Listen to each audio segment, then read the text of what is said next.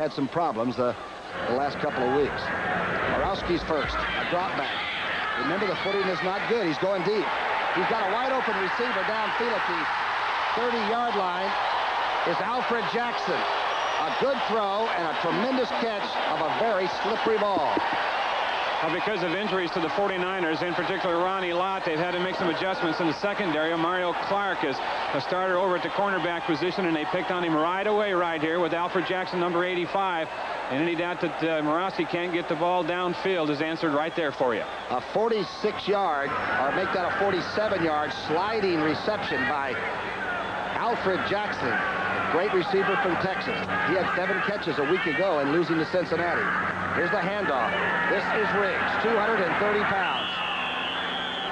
Put him right on the 30-yard line. Here's the defense. We haven't even had a chance to give you the 49er defense yet. It's one of the best. Pillars, Tuiasa Sopo at nose tackle, and Dwayne Board, the leading sacker on this club at right end. Buns, Ellison, Fawnhorst, and Keena Turner.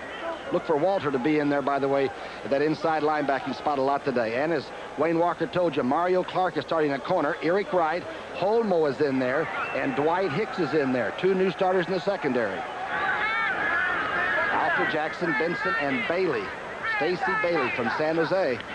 The toss back to Riggs. Riggs gets away from one tackler and gets inside the 20 to the 15-yard line and fumbles. But I believe Wright came up with it, but I believe the ball was whistled dead. This Atlanta team has lost 17 fumbles. That's one of the highest in the NFC. And a key block right over here. Look at that block thrown. And number 87, the H-back, Cliff Benson, out in front. So they had 2 good blocks right there at the point of attack. One by Mike Ken, the big offensive left tackle, and one by the H-back. And, of course, Riggs had over 100 yards in that first game at Candlestick Park. He is one of the few successful ball carries against San Francisco this year. Inside trap play. This is Riggs straight ahead. Doesn't get much. Doesn't get much. Gets to the line, the 15. Tuiasa, Sopo, and Board teaming up there.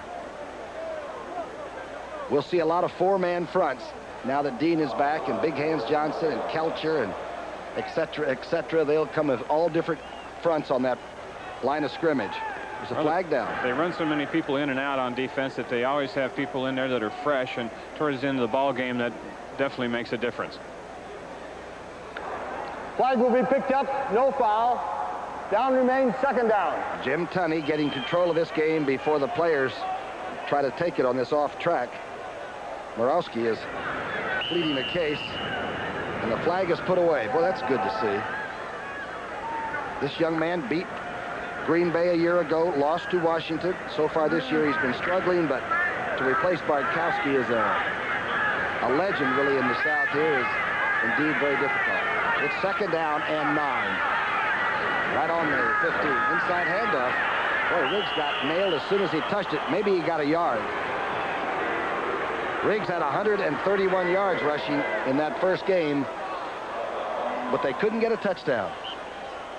Well, San Francisco made a couple outstanding goal line stands on him in that first game, and that was a difference. And also, Stacy Bailey was wide open running for a touchdown, and Tommy Holmo caught him from behind. So the 49ers were at 1 point in that ball game, a little bit staggered, but they uprighted themselves and came back to win it handily.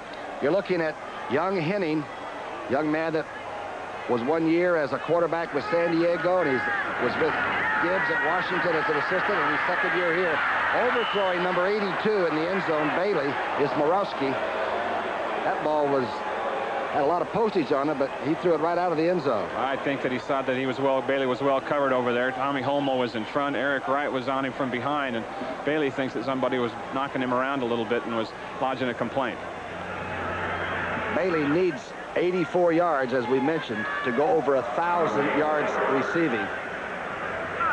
Luckhurst will try the field goal now on 4th down and call it 7. It'll be a 32-yard attempt. 5 for 6. The left-footed young man from England that kicked it cow. A hold by Morowski. It looks pretty good. It is good. Atlanta did something that everybody has wanted to do against San Francisco, and that's get on the board first. Atlanta 3, San Francisco nothing early in the first quarter. from Luckhurst. It's a 3-0 lead. He has had everything happen to this ball club that's possible. You lose your 3 best offensive people, Billy White Shoes Johnson, Bartkowski, and the great running back, William Andrews, all in one season. No wonder you're having some trouble scoring points. The kickoff is getting out of bounds and will have to be re-kicked from the 30-yard line. A 5-yard penalty will be attached. And it's not only those 3, Tom. They've had a lot of injuries in and out of the offensive line. Jeff Van Note, their veteran center, missed 2.5 games. Mike Ken missed a couple earlier in the year. So they've been patchwork. And sometimes you just have years like that when the injuries come and there's just nothing you can do to get it turned around.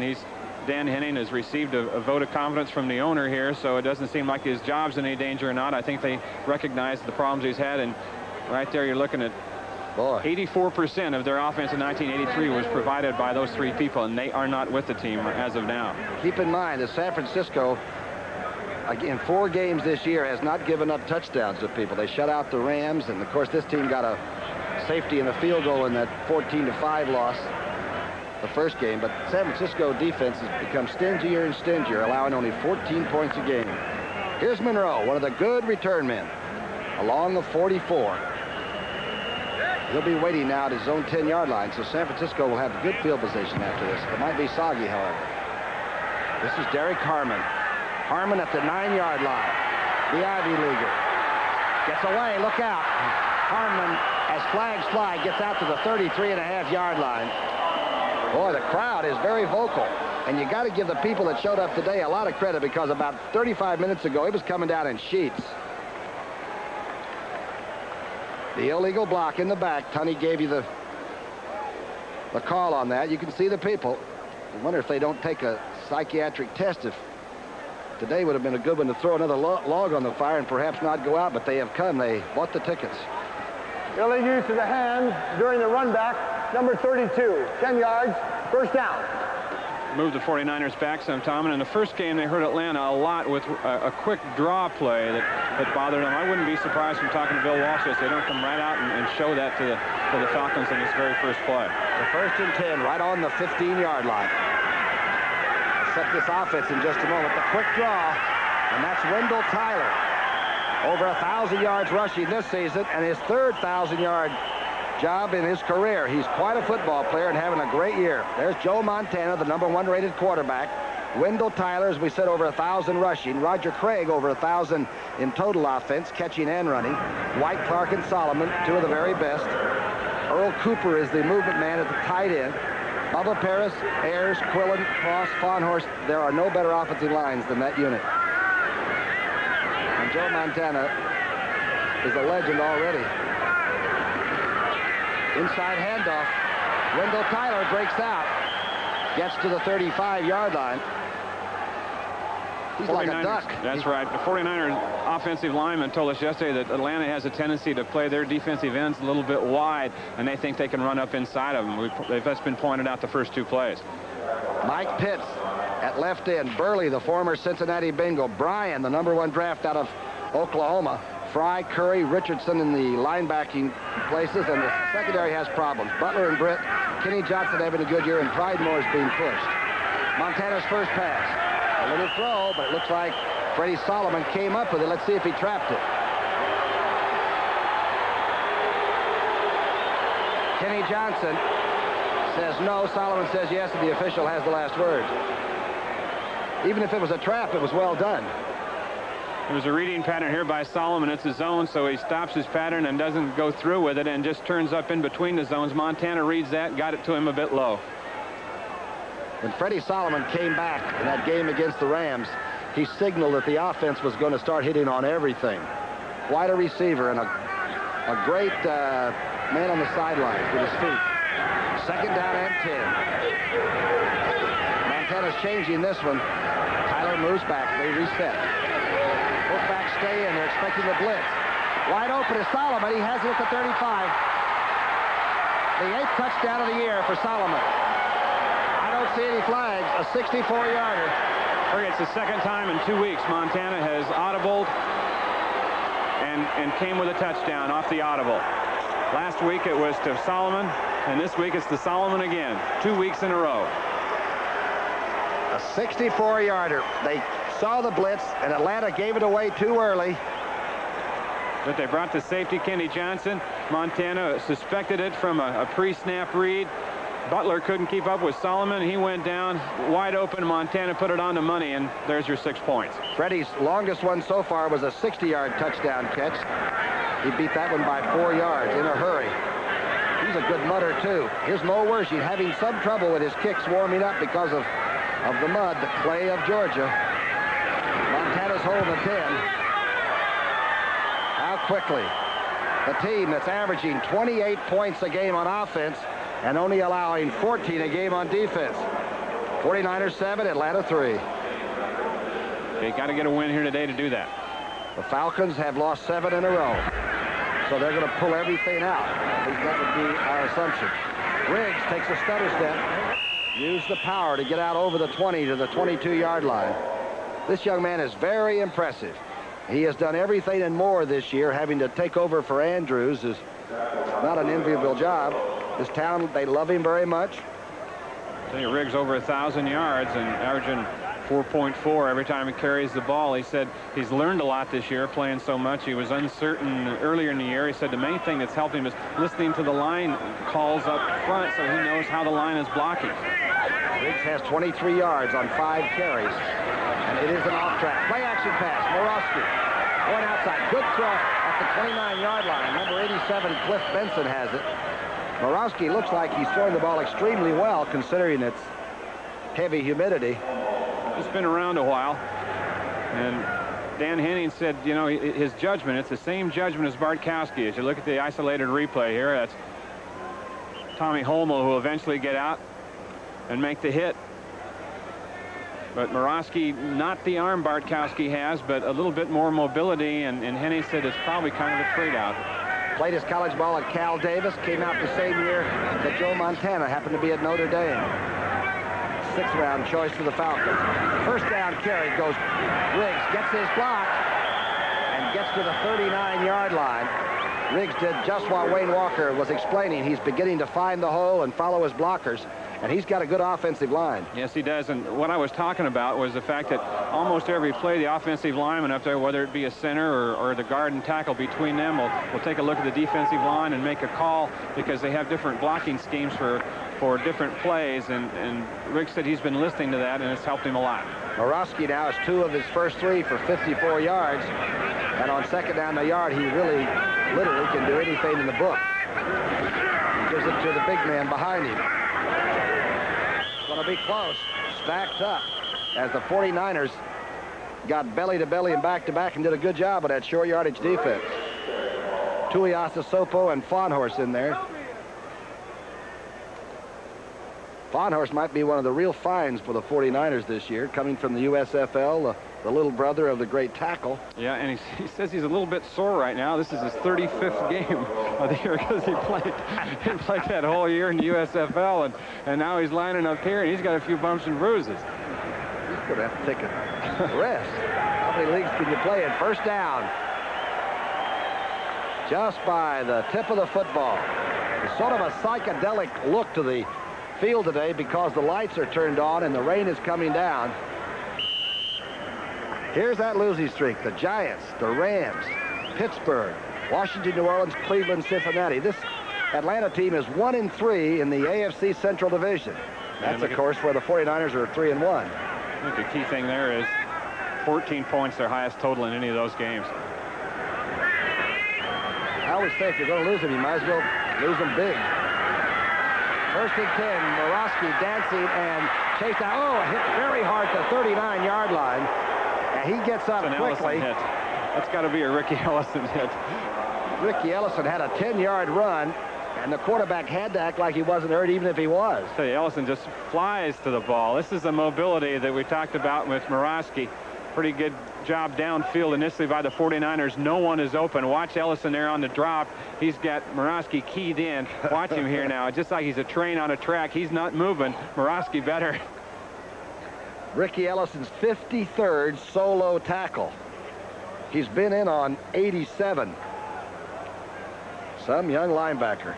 Got those steely eyes. Boy, he only knows one speed, that's for sure. Looks like he could put it all in the hard eight. Boy, he's tough. Tough guy. Riggs with 33 yards on 7 carries. Straight handoff to Gerald Lynn Kane. Number 21 is in there. Boy, here's a great all-purpose back out of SC a few years ago. He used to be sort of the blocker for Andrews when they had the two-back system here. And when Riggs went out with an ankle injury earlier this season, Kane came in and his first start went over 100 yards, so he's capable. 3 touchdowns he scored earlier against the Rams. Dallas leading Philadelphia, a big NFC East battle in the city of brotherly love. And I'll tell you, they don't like the America's team in that town at all. St. Louis 7, New England nothing in the first quarter. St. Louis is still a team to think about. They could beat anybody on that one particular day. The dash left by Morosky on 3rd down and 15. Complete. I think it's complete. No, it's called no good at the San Francisco 43-yard line. Bailey thought he had it. Good coverage by Wright. Stacey Baylor, Bailey, the top receiver for the Falcons with 52 catches coming in today. And right there, number 21, Eric Wright with him. Probably the 49ers' best cover man, as good as anybody in the league. And he is right there. What a fine play. He got a hand on the ball and jiggle it just enough to pop it out of there. And Stacey Bailey has like a 39-inch vertical leap. He is one of the great jumpers in this league. Jock Amaro used to play for Joe Paterno at Penn State. He outkicks his coverage sometime, and McLemore is number 2 in the NFC. Look out here. Pretty good punt by Jock Amaro. McLemore's going to have a run back at the 19. McLemore breaks some tackles. He's pulled out from behind at the 35. Dana McLemore almost took one to the end zone. Dana McLemore really gets it done, doesn't he, Brooke? We've talked about him before. A 10th round draft choice out of Hawaii, and he was a real find. Took one back against the Giants all the way. 4-yard pass play, Montana to Freddie Solomon. 1st and 10 now, out on the 35. Play action pass. Montana quickly in the flat. For number 33, Craig has it. Just short of midfield at the 49-yard line. Craig steps out. Richardson sort of shoved him there. Don't forget, NFL football next Saturday on CBS. The Vikings meet the NFC Western Division champions, the San Francisco 49ers. It all starts with the NFL today at 12:30 Pacific time. The 49ers and the Vikings next Saturday on CBS. First down. A first down pass. Craig with over 500 yards receiving out of the backfield. He loses maybe a half a yard as Fry came up quickly, the young linebacker, to tackle him there. What a number 2 choice. Everybody thought the report coming out of Nebraska was that he didn't play his senior year very well, fumbled the football at times. They didn't know whether he could catch the ball or not because they don't throw it around at Nebraska. He's just their leading receiver right now, Roger Craig is, with 58 catches coming in today. And he's responsible for a lot of those numbers. 3rd in the rush, 2nd in the pass, 1st in total offense in the NFC. Some football team, 2nd down and 9 on the 49. Montana's changing the play again. Ring is in there. Ring is out of the back, over Ring he throws, and complete at the 45-yard line. Dwight Clark down on his hands and knees to mop that one up. You know, we talk so much about Montana's physical abilities. Is he audibleized here? He thought there might be a blitz coming. There was not, so Clark ran an out pattern, a short out pattern. Montana right on the money with it in front of Butler over there. But Montana's mental capacity is getting to the point where Bill Wall said if he and I took a test on the offensive system, he would probably outscore me. He said, I design plays and then I forget them. That's dangerous. Maybe Montana wants to coach later. Montana's 3 of 4 for 83 yards.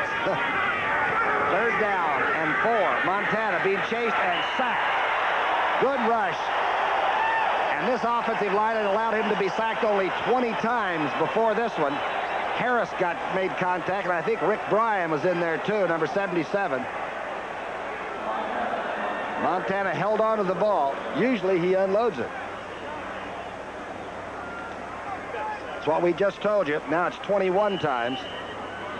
Still far below the normal quarterbacking situation. Almost blocked. Runniger gets it off end over end. It bounces at the 20-yard line inside the Atlanta 20. Virgil C. lets it roll dead there. And the Atlanta defense came up with a sack, something they haven't done much of. It's 7-3, San Francisco. Guess not. You see it right here now. Nothing downfield. That's where he wants to go. And this is just a safety valve. And, you see it, part of the reason that Riggs isn't in there a lot on passing situations. Yeah, he didn't get turned around so that he could accept that ball easily. That was not a lateral. It was a little bit forward. Young backs sometimes do not realize that. Here's the quick draw play. Riggs gets to the 20-yard line. Good defense. There's big Mike Kinn, number 78. That is a humongous offensive line. Well, Mike Kinn, whenever they get in a passing situation, Mike Kinn usually lines up opposite Fred Dean, and over the past couple years, he's handled Dean as well as anybody has, better than anybody, I would say, and it's always a real battle, and we'll be peeking in on that one for you from time to time. We're out of practice on Saturday in this bunch. Kinn and his compadres were playing volleyball and tearing the goalpost down almost over at the practice side out at Sewanee. Big Hands Johnson is in there. Helcher's in there. Here comes the four-man rush. Borowski gets the protection, gets it over to Cox. It's going to be short of the first down. At least it looks like it is from here, but it's close. You may have to measure it. That time they took Fred Dean, who normally lines up at right defensive end, had him over at the left to get him away from Kinn. Dwayne Board was opposite Mike Kinn that time. Keena Turner, he plays so efficiently that sometimes you don't give him calls, and he's in on a lot of tackles, assisting people every game. Keena Turner. In fact, when you're trying to pick Pro Bowlers from the 49ers, it's a difficult job because you could darn near pick the squad. What do you do when you've lost 7 in a row here, Berkey? Fourth down? And they've gone for fourth down a lot this year. They're not going to go. It looks like the kicking team is going to come in very much in the football game at 7-3. I think it's a very wise decision, especially with the rain coming down. It's coming down hard again. Giacomo's in. There could be some trickery, too. You always got to, in this situation with just a few inches to go, Hunter may come running out of there. I'm sure the 49ers are alert to that. McLemore on his own 33. Giacomo looking around. Everybody with a wait-see attitude. Here's the kick. An average kick. Again, it's a very wet turf. McLemore fumbles the football. That's a muff. That is a muff. It cannot be advanced by Atlanta, but it can be recovered for possession. It's a muff, but it can be recovered for possession, but not advanced. Oh, that ball was drifting down away from Dana McLemore. Giacomo didn't get the point turned over. It wasn't a perfect spiral, and as it was coming down, it was coming away from McLemore. He really couldn't catch up with it. Number 32 came up with it. That's Tyrell, the young special teamer. That's just right. Here's a guy who I think has as good a hands as anybody in the National Football League fielding these punts. But look at, he just doesn't quite get there with it. It's drifting away from him. It is a muff. McLemore almost got it back. Yeah. Somebody kicked it under him on the rebound down at the bottom. It's about 7-1 red shirts over white shirts there, though, and they did come up with it. There's Tyrell, young special teamer. Oh, he's saying, hello there, Mom. 1st and 10. Borowski, very cool at quarterback. Looks like he knows what he's got going today. He's going deep. Oh, intercepted in the end zone. Mario Clark measured it, juggled it, and then intercepted it. Trying for Alfred Jackson.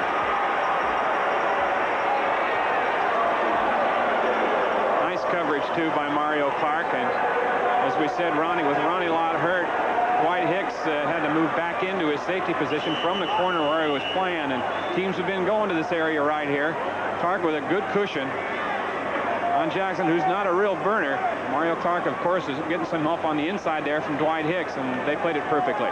Good job by the cornerback. Mario Clark's first interception of the year, but that's the 11th 49er that has come up with an interception. They play team football. It's 7-3. At Fulton County Stadium, and it's wet. 1:49 left in the first quarter. 7-3 San Francisco lead. Solomon on the reverse.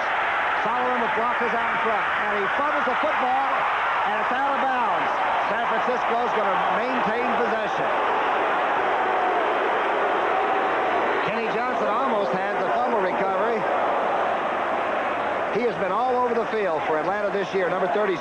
Yes, he has. And, the 49ers don't use a lot of gimmick plays. It's funny, though. They opened up the game last week against the Saints with the same play, a reverse to Solomon. Hand off like it's a sweep, and then to Solomon. Now, Montana's back there looking like he's looking for a flea flicker. He's usually out in front blocking here.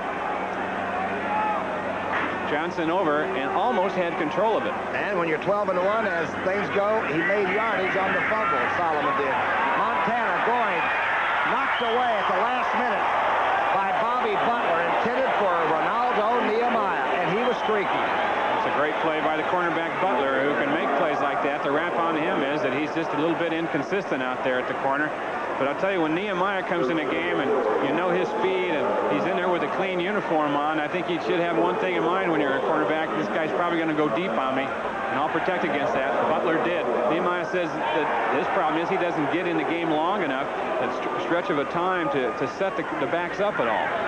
Usually when he goes in there, they run him deep like that, or a medium pattern of about 15 yards. Maybe you could do something later because you've stretched that defense and showed them such speed. Tyler on the outside gets around the corner and is knocked out of bounds at the 49 and slides almost under the Atlanta bench. That's young Scott Case, the Oklahoma draft choice, the rookie. Boy, he's a hitter. They drafted him number 2 and said he's a hitter. He's been playing more and more the past couple of weeks. He had 13 tackles last week, filling in for Pridemore. In fact, I think it's kind of a situation where they're phasing out the veteran Pridemore. Niners get around the corner in good shape. And then Tyler takes the hit right there from Case. A legal shot. He didn't throw the flipper that time. Tyler has 31 yards on 3 carries and perhaps a headache after that last shot. It's young Case. 1st and 10. Right at midfield. Call it the 50. Montana quickly dumps it in the flat. Cooper takes it. Montana was looking downfield and at the last moment just changed his direction with that ball. He just knows where everyone is on the field. It's part of that mental thing that we were talking about. He knows where everyone is at all times out there, and he can look downfield. He told me last year that was the thing he wanted to improve the most on, was his eye work, where he could be looking downfield and then right at the final second, even as he's in his stride, swing his head and eyes around to where he's going to throw and hold it till the last minute and freeze the defensive backs. And you just saw a perfect example of it there, because he went over to Cooper at the very last split second. The numbers on Montana's day. He started slowly a week ago against New Orleans when it was a close game at half. But this defense keeps you in any ball game. And then he broke out in the second half. Inside the 35 goes Roger Craig. College basketball next Saturday on CBS at 10 a.m. Pacific time. Nevada, Las Vegas, one of the top teams in the West, will come east for a showdown with the defending national champions, the Georgetown Hoyas and Patrick Ewing. That's 10 a.m. Pacific time next Saturday on CBS. Love that college basketball. Here we go, 2nd down and 5. Closing seconds of the first quarter. Actually, you got a minute on the first quarter. 64-yard bolt. Montana to Solomon. That's all she wrote, 7-3. Inside, the quick draw. Tyler is hit hard at the 34.5-yard line. Buddy Curry met him helmet to helmet. Buddy Curry, we talked with him out at the Falcons practice yesterday. Bricky, and one of the most frustrated young guys that you're ever going to see. He's a great player and a good competitor, and this has just been a miserable season for him. He said, this is the toughest year I've ever had. There's just nothing to look forward to. Remember we said, well, if you had these secret team meetings, he said, I'd rather not talk about it. I have a feeling that they're scrapping a little bit, maybe, Think so, Wayne? I think so. That happens when you're 3 and 10. Somebody's got to pay for it. 3rd down and 5. Montana out in the flat. That's Craig inside the 25, inside the 20. Craig to the 11-yard line. How many ways can San Francisco hurt you? About every way you can do it in football. A 23-yarder, a fight breaks out down at the far end near the end zone line. And the crowd seems to enjoy this ball game. Raining on. These two teams have never gotten along. And we're seeing a continuation of that today. That's the second fracas that Clark has been in. I don't think you should get along. I like two teams that for 3 hours in the afternoon don't like each other at all. Okay, after 1 quarter, San Francisco threatening, but they only lead 7-3. Atlanta, the 49ers are threatening. And I'll tell you one thing they've proven to me, no matter what the track is, this good football team, they just get on with it, whatever it is. Montana, quickly now. He's going to run with it. Montana runs out of bounds and leaves everybody in his wake. And that'll make some defensive backs mad. They're saying to him, don't come around here, big fella. You may be on the cover of a lot of magazines, but that doesn't impress us in the secondary. I remember Bill Walsh told us about Montana. I said that when he said I saw Montana for the first time, I went down and I worked him out in Los Angeles. And you asked him, he said, well, how was his arm? And he said, well, his arm was okay, but what impressed me was his feet. He knew that the feet, huh? Yeah. He knew that that was what? That was the quarterback. That was the key. What a second-round pick in '79, huh? It's got to be one of the great selections of all time. The sprint out, the pass, the touchdown. Blown coverage. Clark just took it in, made it look easy. Buddy Curry was the only person for Atlanta that was even close. Yes, no one near him, no, and really no one near him. Watch Montana sprint out on this one, and here is Clark. Montana will be coming to the right. Lots of blown coverage. I think they thought Montana was going to roll out and keep running, and they just left Dwight Clark all alone, and Montana will find him. A 10th round draft choice, who's one of the best receivers in the game, gets his 4th touchdown catch.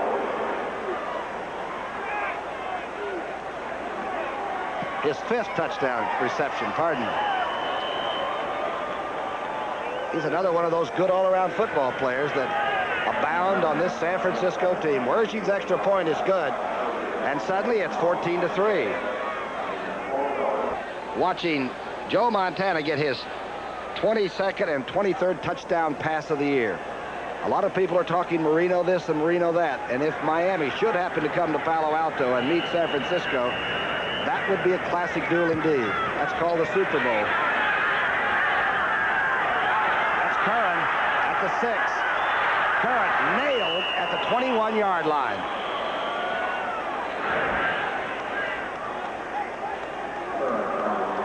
Good coverage as Walter, number 99, was down there, knocked himself a little woozy. He may be going to the wrong bench. 9 plays to go 80 yards. And the 6-yard clincher. A nail if something goes wrong with this offense. The Falcons must be very careful about fumbling or turning that ball over for this quarter. Morosky is the young quarterback.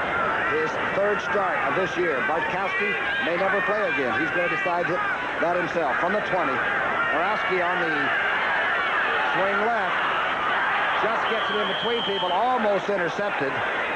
Fonhorst was there, 55, the linebacker, and he extremely close to it. As you said, Morosky not a bit careful with that ball because he was trying to throw to his move back, that H-back that came all the way across the formation, Cliff Benson, and he was not open. There's Van Note. He has been playing since '69, which includes 4 presidents of the United States. He's playing with a broken hand, too, right now, and it's on his right hand, and the hand that he snaps with at center. And he says it hurts every time I snap it. He's still got some pins in there, and he said, but I had to come back and play because I got to show these young guys on the team that that's what it takes. The people that are long in the tooth, Stitterud, but he's not a player, he's a kicker. Hart, 40, and Jeff Van Note, a Pro Bowler at 38. Out in the flat, good throw by Morosky. Hit hard at the 30-yard line. Alfred Jackson was hit by Mario Clark. It's going to be pretty close to the sticks, but I believe it's short. I thought I just heard the rumble of a lightning bolt go by. It has been raining for about 2 hours. These people packed it up and came to the ballpark anyway. For some reason, I feel like the Atlanta Falcons, when they lost in the last quarter in 1980, the playoff game to Dallas, I felt like for some reason the heart of this team sort of went with that Dallas victory that day. Henning's trying to bring it back. 3rd down on a long one. Morosky throwing on 3rd and short. Incomplete, closely covered. Number 21 was right on the back, Eric Wright, on Bailey's back. Eric Wright can really go man-to-man and play a solo. We mentioned earlier that we think he's the best cover man in the league, and most receivers now are saying that. I know Chris Collinsworth made that statement a couple weeks ago. And what they do is they leave him over here on single coverage a lot, and that's tough on a quarterback, but they can do that, and it allows them to do some things on the other side of the field and in the middle because they count so much on his ability to cover, like you saw right there. They ask a lot of him, and he responds. That was the great draft of '81. Lott, Williamson, and Eric Wright. All-pro secondary in one swoop. Giacomo now kicking out of the mud. He gets a good punt off, and he's not roughed. At the 29-yard line, McLemore. He goes back now. He goes straight ahead. McLemore out to the 43-yard line and carrying some red shirts with him. He seems to wait and gather himself, and people go on by him. A 14-yard return. He was the assistant for Gibbs. The offense is the same. The results not quite the same, but his first year he was 7-9. This year he looked like he had all the pieces when he lost all of his skilled great players. Tyler bending in, getting outside, and somehow manages to pick up 4 yards. Kenny Johnson making about his 5th tackle already, he and Kuykendall. Scores from elsewhere. That's still 7-0, the same margin in that second quarter. In Philadelphia for the NFC East. Dallas hangs in there, and they're stretch runners. St. Louis now 14-3 over New England. The Jets and the Giants, no score. Not at halftime yet. Buffalo, 21, Irsay 2. 2nd down and 6. Harmon is in there. He's in motion, the toss. Back to Craig. Craig gets to the outside and is caught at the 37 by Pridemore, and he was heading for the ranch. Well, I'll tell you, Fawnhorse just wiped out almost the entire right side of that Atlanta line that time. Randy Cross came out on the pull, and with Craig behind him, and watch Randy Cross right to the right of Montana, the guard here. On the toss, there's a toss to Craig. Now, somebody would usually show up right here, but look at Fawnhorse, who got the entire line sealed off inside. Cross goes out, gets the block, and Craig isn't touched until he's 15 yards downfield. A 14-yard burst. He's averaging almost 4 yards a carry. He came in with 509 yards rushing and 576 receiving. You talk about balance. Here's Tyler. The 1,000-yarder just does get over the 40. Number 73 came over quickly, playing some defense. That's Burley. He is Burley. 290 pounds, and they say he's quick. Is there such a thing? Bryan, number 77, is the Oklahoma All-American. But he's tied. He came in tied for the leadership on this defensive team with tackles. How you do that from the inside position is hustle. He runs all over the field. John Ayers says he's got a good motor. Ayers is something. The Carrizo Springs kid, the big left guard for the San Francisco 49ers. Play action pass. Montana now screening back. This is Cooper.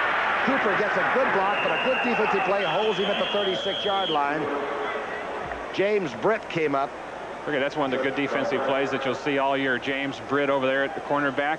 They pulled a guard on him because it was a quick screen, and it was Ayers coming out, and he was giving away almost 100 pounds, and took Ayers on and held his ground and made the stop. Excellent play by James Britt. And a very tough play to defense. When you roll away and screen back, it really puts the pressure on that back because he can make one mistake and somebody like Cooper's gone. 3rd down and 8 on the 37. The lights are on in Atlanta. Montana, good 3rd down quarterback. He's got a wide open receiver. Cooper takes it, falls to the 10-yard line. Montana had him in his sights all the way down there. Richardson was covering him, but no way. Cooper's in motion. That's him right across the formation. You just saw it go behind Montana. Montana looks out here and spots Cooper on the linebacker, so stays with him all the way, doesn't look anywhere else, and makes a perfect throw. There's not very many linebackers in the league can stay up with Earl Cooper. Remember, he came into this league as a running back. 27-yard strike. A good adjustment on the throw by the guy they call Coop back at Candlestick Park. 3 receptions for 37 today. And the 49ers are down there knocking again. It's amazing. Inside handoff. Tyler. And you can hear the contact all the way to back row of the ballpark. Kuykendall met Tyler right in the hole. Two old UCLA friends. You bet. Kuykendall has been around here for almost 10 years now at Atlanta. He came, I think, in the same draft that brought Steve Bartkowski here. And they used to call him Captain Crunch, who used to play behind Tommy Nobis, but they called him Captain Crunch when he was on the special teams. And after Nobis retired, Kuykendall went to the middle and played extremely well. And now his spot's been taken by Curry, but he plays a lot in the short yardage. He's a beast. He loves short yardage, which shows you what kind of a personality we're talking about. This is Craig. Craig inside the 5. Now he's run out of bounds at the 5. Pridemore coming from the safety position, and Kenny Johnson spotted at about the 5. 16 of the last 18 road games. Of course, they're perfect this year. Huh? Yeah, take that a step further. They've won 22 of their last 25 going back to that Super Bowl season. It's not 81. It's not like they don't win at home either. No. And like you said, on any kind of turf, because they had a bad day in Cleveland. And Cleveland thought it was their kind of weather. And the 49ers really handed it to them. This team could have played in any era. They are football players. 3rd down and 5. Montana dancing.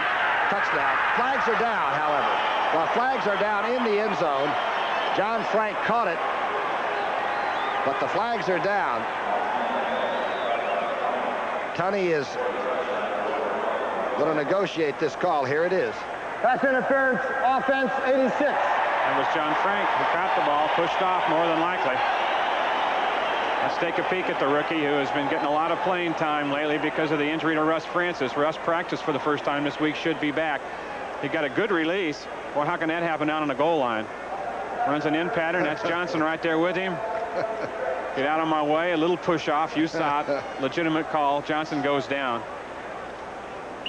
But I'll tell you, the youngster right there, he's a rough. That's the way he plays. That's the way he blocks. He's a rough, tough young guy. Learned how to push off at Ohio State, I'm sure. Receivers get away with that a lot. This time the officials, Tunney's crew, was right on top of it. Good call. 3rd down and goal. Overthrow and intercepted in the end zone by Pridemore. The ball should not have been thrown as Pridemore stayed in the middle and Solomon was never open on the pattern.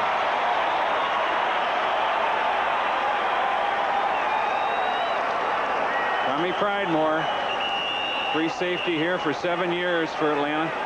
Led the secondary in tackles the last 6 years. Not a real fast guy, but has always been steady and a real tough customer. And he's just lurking back here playing a center field right now and can't believe his eyes. Thought about coming out, but then thought better of it. Pridemore's 2nd interception of the season. From another angle now, Montana could have delivered the ball about 2 counts earlier. Solomon was open at that time, but he waited a bit too long, and Pridemore capitalized. Should take that game ball with him. Montana's only had 9 this season. Here's Riggs going outside. Gerald Riggs, the power runner, with speed, gets to the 24. Call it the 25-yard line. Now, number 42 looks like he is fast, and he is. He's a 4.45 guy in the 40 at 230. He did just about everything you could do, but he hasn't learned how to pick up blitzes sometimes. He hasn't seen all the formations that a very sophisticated team can throw. Andrews is rehabbing the badly torn up knee that he had in preseason, and they're not sure about Andrews' status for the next 3 or 4 years. Inside handoff, Riggs knocking people aside, gets out over the 30, and I mean he ran over a couple. Yeah, and they get the job done pretty well over there on that side of their line with Mike Ken and R.C. Tillman, 2 Pro Bowlers, Ken at tackle and Tillman at the left guard. There's a flag back on the 40-yard line. It was dropped behind the defensive formation of San Francisco, and they're moving the sticks against San Francisco.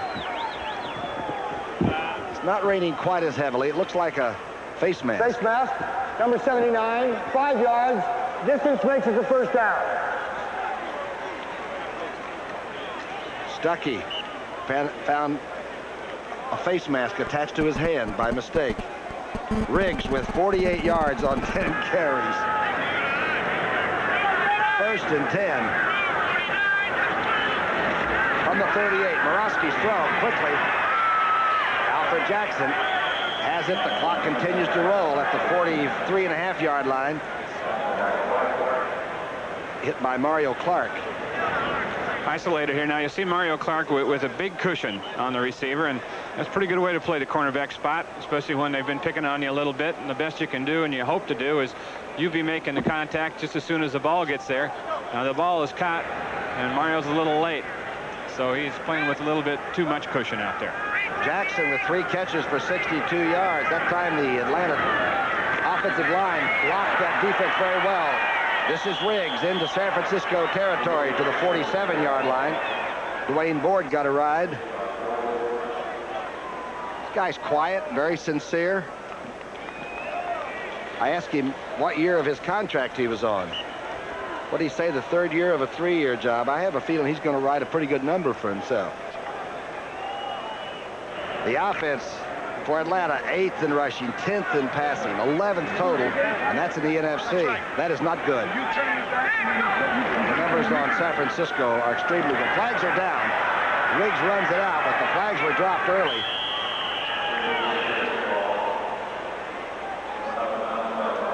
This 49er defense, 14 points a game. That's what they allow on the average.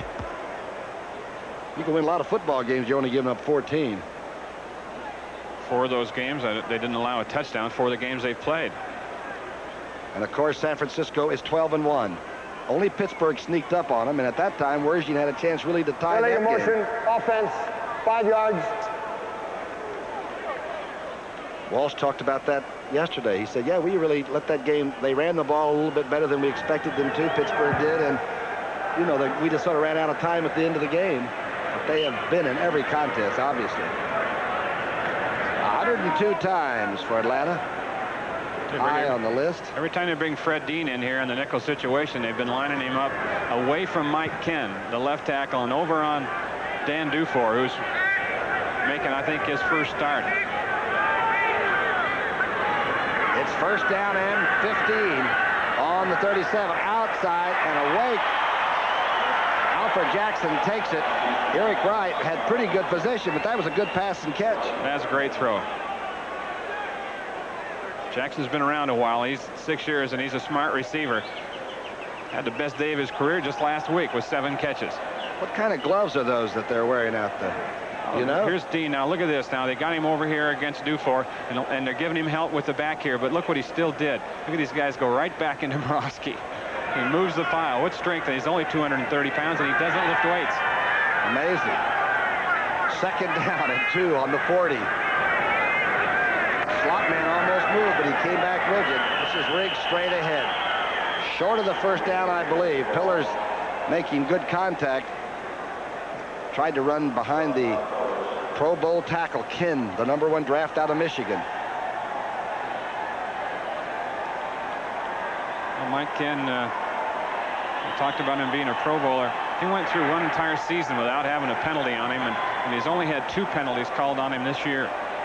There he is, number 78. Bricky and I thought that he was kind of a slender guy, and I think, you know, at one time, but he's packed about 20 more pounds on his body in the last 2 years, and he's lost 11% body fat. Third down and 2. The toss back to Riggs. Gets a good block on the outside. Riggs inside the 35 to the 30-yard line. Holmo barely able to stop the big one there. Jackson looks like he's hurt. Might have been Riggs that busted him at the end of the run.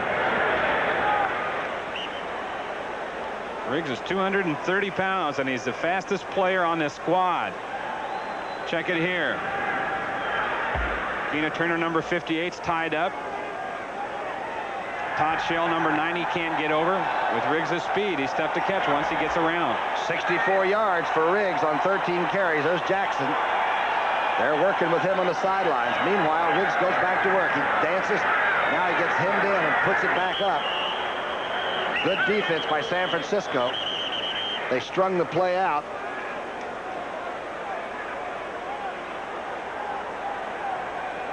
Scores from the action around the league, especially the NFC East, 7-3. Eagles got a field goal before halftime. They're still in that game with Dallas. St. Louis 17-3. The Giants now leading the Jets. That score 7-0 in the second quarter. Giants in Dallas and Washington all nodded. The Giants are the visiting team in that game, and it's their stadium. Confusing, isn't it? The crowd happy about the offense, I suppose. Inside trap play. Riggs gets inside the 25 to the 24. They were trying to do a wave in the stadium, we're told. A wet one today because it has been raining constantly. It'll be a very sporadic wave here today. It's third down and 3 on the 24.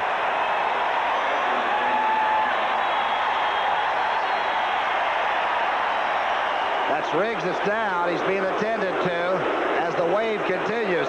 14-3 San Francisco. We'll be right man out of Arizona State. He had 200 and some odd yards rushing the opening day against New Orleans. He's over 1,000, and the people are whooping it up. The wave continues. A damp one. It's third down, and call it 3 on the 24.5. Morowski back to throw. Reception. Inside the 15 to the 14 goes Stacey Bailey. Mario Clark taking advantage once again of the fact that that cushion that Mario Clark plays with over on that side. He's playing cautious and playing safe and giving him the pass in front. That's not a bad way to play cornerback. A lot of guys have stayed in the league a long time by letting him catch that ball in front of him. Dick LeBeau was one that I played with for 14 years, played that way a lot. Pat Fisher, another guy for the Washington Redskins, played that way. You don't make a lot of big plays, but you don't get beat deep too much. And you play percentages. They're not going to catch them all. Takes a lot of those to beat you. First and 10 for Atlanta, just inside the 15-yard line. Riggs falls and crawls to the 14. Let's set that defense. Pillars is in there. Louis Kelcher is in there. Kelcher has got to be 330 pounds. He's got a zip code all his own. Number 94 in the middle of your screen. Look at his defensive stats. 190 points. That breaks down to 14 4/10 a game. The crowd now thinks they are somewhat responsible. Riggs' rushing game is what's responsible for this drive. Second down and 10 on the 14. The motion. Morowski now dashing out to the right. Trying for the end zone and knocked away by Mario Clark. And the flags are down. They were late. Stacey Bailey, the intended receiver.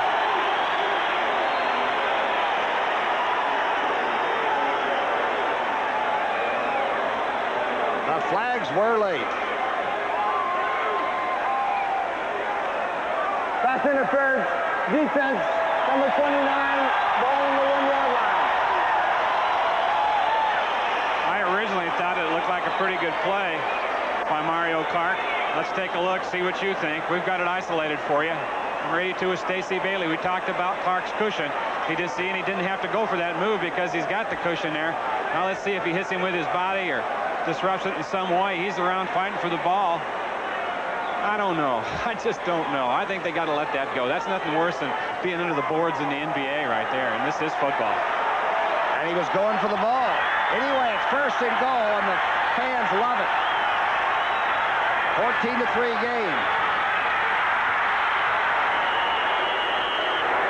Morowski being clobbered at about the 2. Tuiasosopo. They thought they knew something. They're going to bootleg over here, but watch Dwight Hicks, number 22, show up right here, and he seals it. Good play by the safety. And Tuiasosopo got out there in a hurry from the nose. Everybody seems to fit on this 49er team. They play their position. And they play it well. It's second and goal on the 2. High formation. Morowski. Back to Riggs. Touchdown Atlanta. Are there any flags? The crowd doesn't see any. Van Note clearing the way for the 230-pound running back.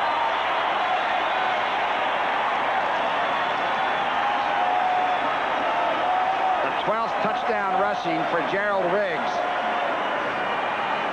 That's That's a runaway freight. Yes, it is.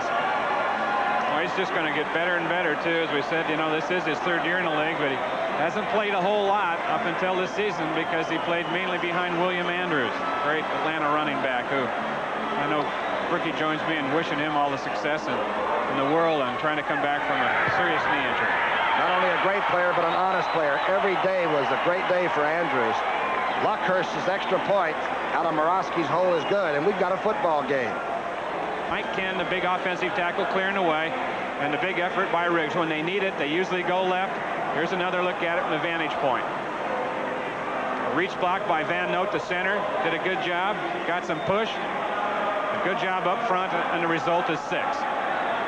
Expecting some Luckhurst magic of some kind. The 49ers have put McLemore and Harmon both in there, expecting maybe a short kick in the mud here. Luckhurst, the Englishman, kicks it out of bounds. He will try the next one from the 30. I think he might have been trying to drop that in there, trying to have somebody run in that area there. I don't really think so. It's just so tough on soccer-style kickers on a field like this. You know, they can't go at it full speed because when they plant their leg to kick, it's at an angle, and it slips out from under them rather easily. The NFC Eastern Division Scramble heats up next Sunday with a big CBS doubleheader. It all starts with the NFL Today at 9:30 Pacific time. Then the New York Giants take on the St. Louis Cardinals. In the second game, the Redskins and the Dallas Cowboys, and you know the fur will fly in that one. The big NFC East shootout doubleheader next Sunday right here on CBS. Tom Brookshire and Wayne Walker, and you're looking at Mick Luckhurst from Southbourne, England, who kicked at Cal, didn't he? Just down at Berkeley, huh? Rugby player, too. You know, Atlanta's the 2nd most penalized team in the league, and Luckhurst is doing his part. He's got 2 penalties on him today for kicking out of bounds. Piling on, huh? Kicking out of bounds. Here it is from the 30 now. Should be a run back. 2:55 on the clock. McLemore. Over the 30, McLemore breaks out. The 40. Luckhurst is going to get a chance and makes the play, forcing McLemore out of bounds. There's no better return man than I've seen. Nelms is great with Washington, but I'll tell you, Dana McLemore can play. 49-yard return. Short kick that wasn't helped out by the fact that they were penalized 5 yards. Now McLemore with just great vision of the field. You can tell that on punts. The first man hardly ever gets a hand on him. He picks his way through right there. Takes it to the outside. Now watch Luckhurst. He's in it. It's a good thing that he's a former rugger because he's going to have to make a play here and shows pretty good speed. Good play defensively by the kicker. The ball's on the 40-yard line. Montana back to throw right away. For Solomon, intended for Solomon, but badly overthrown. Does Montana have his flak jacket on today? I don't think he does. Yeah, he does. You can see it there, and it's sticking out below the number and down a little bit lower.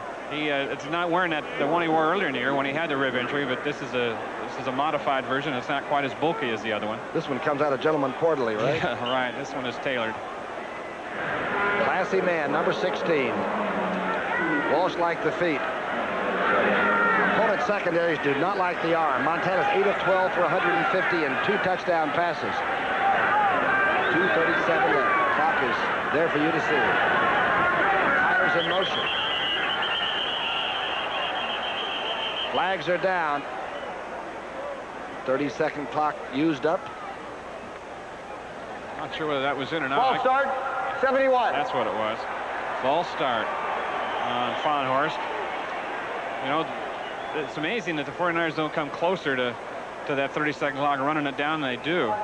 They've got 80 pass plays and 40 runs in their game plan week to week, 120 plays. It takes a while to signal them in and get the information into Montana. They do a great job with it. And a lot of motion and changing formations. It does get very complicated.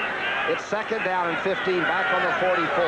Fahnhorst for illegal procedure, a little bit of movement. Big blitz is on. 49ers picked it up, and he overthrows Solomon at the 15-yard line. Looked like Solomon got tangled up with James Britt at the 20.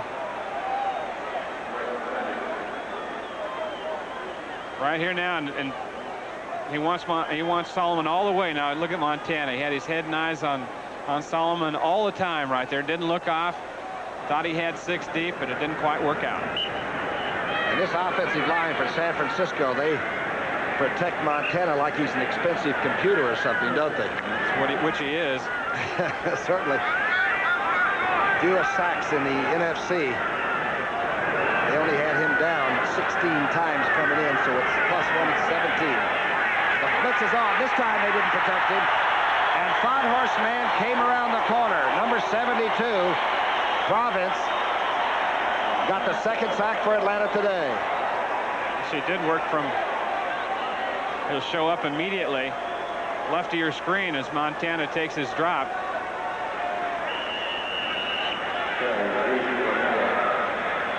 Here he comes. I don't know how he got it, whether they had a stunt or what they had on over there, but he came flying back. Burgess C back to take this punt from Renninger. C at the 12. C is back at the 9. A little over 2 minutes left in the first half of a wet game, but a very heated one. A good exchange here.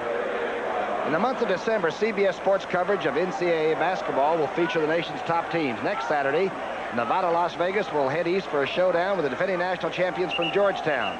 In 2 weeks, you'll see Georgetown host second-ranked DePaul. December 22nd from Madison Square Garden, UCLA taking on third-ranked St. John's. Some of the games you'll be seeing in December, the home of the NCAA championship, CBS Sports. Well, I noticed a picture in one of the national magazines of Patrick Ewing and John Thompson, the Georgetown coach, and Thompson's bigger than Ewing. Yeah, you know, when he used to play with Boston, he was a substitute for Bill Russell. And a pretty good one. Great coach. Riggs coming straight ahead. The Atlanta team has done something that San Francisco few other teams have done, though. They have run the football successfully. Timeout, San Francisco, number 1. And if you do it without turning the ball over, sometimes you can keep the ball away from Montana's offense. That the equation shouldn't work out. Strategic timeout there by the 49ers. They took it because there's 2 minutes, 3 seconds left on the clock. Well, I thought they took it strategically. They took it because of an injury. A lot of times with that kind of field position, they'll take it because the clock will stop again at the 2-minute mark. And Atlanta will have to run a play on it. If they hold them, then they'd have one more down and have to kick. And the 49ers would have good field position with a lot of time on the clock, but that was an injury timeout. Walsh is worried because I believe that's Farnhorst down there, number 55. I can't quite see both numbers. I think you're right. And this young linebacker came from the USFL and figures prominently in the future plans of San Francisco. Well, they're a little light there because Jack Reynolds is normally the starter, and he did not play last week and not in there this week because of a back injury. So if Farnhorst is out, that's going to leave him with just 2 inside linebackers, Ricky Ellison and Mike Walter. That's the law of averages, I suppose, catching up with Farnhorst. As we mentioned, this is his 35th game of the year because he played a full season with the Arizona Wranglers in the USFL. That's under George Allen. That's 2 seasons right there. There's Hack now, and he's going to tell him I'll play, but I don't know whether they'll let him in there. A lot of people here to see Jack Reynolds. Of course, he played at Tennessee, and I noticed a lot of people came down. Must be family. Hack says, you know, I may not know when I don't have it anymore. Well, this doesn't look too good. Farnhorst being wheeled off the field. Mike Pitts for Atlanta has a knee sprain, and they're sort of uncertain whether he'll come back. See, the 49ers, you know, can go to the nickel defense now, and they don't have. There's Norv Hecker, the defensive coach, next to Bill Walsh, and he sends in all the defensive signals and makes all the defensive substitutions from there. And they've got about, I think at one time he said they had 90 different things that he could call, that he could signal in. It's like an auctioneer over there. Dallas 7-3 in the second. St. Louis laying it on New England now, 27-3 before halftime. Giants 7, Jets nothing. 2 minutes and 3 seconds when this play started. Good catch at the 33-yard line by Alfred Jackson in traffic. That's something I hadn't seen Atlanta do much this year, the crossing pattern. It's a post pattern right here to Jackson. Now Morosky will throw it right on the break. Like he's looking off. Very good job there. He throws it just as Jackson's turning and making the move into the short post in front of Mario Clark, and Atlanta is in business. This year, would that be enough for him? And he said, yeah. He said, what more could I ask for? But he didn't say he was not going to coach next year. He just said, what more could I ask for? 1st and 10. Borowski dumping it across the middle. Breaking tackles is Arthur Cox. Cox weighs 240 something. Gets almost to the 40-yard line. Mike Walter had to get both legs together to get him down. Yeah, he's one of the biggest tight ends in the league, Berger. He's even bulked up some from that 240 that he weighed last year, and they're tipping him in now at about 255. Remember Mitchell that used to play here? Yeah, Jim Mitchell, you bet. What Played a lot great of games tight end he was. Yes, he was.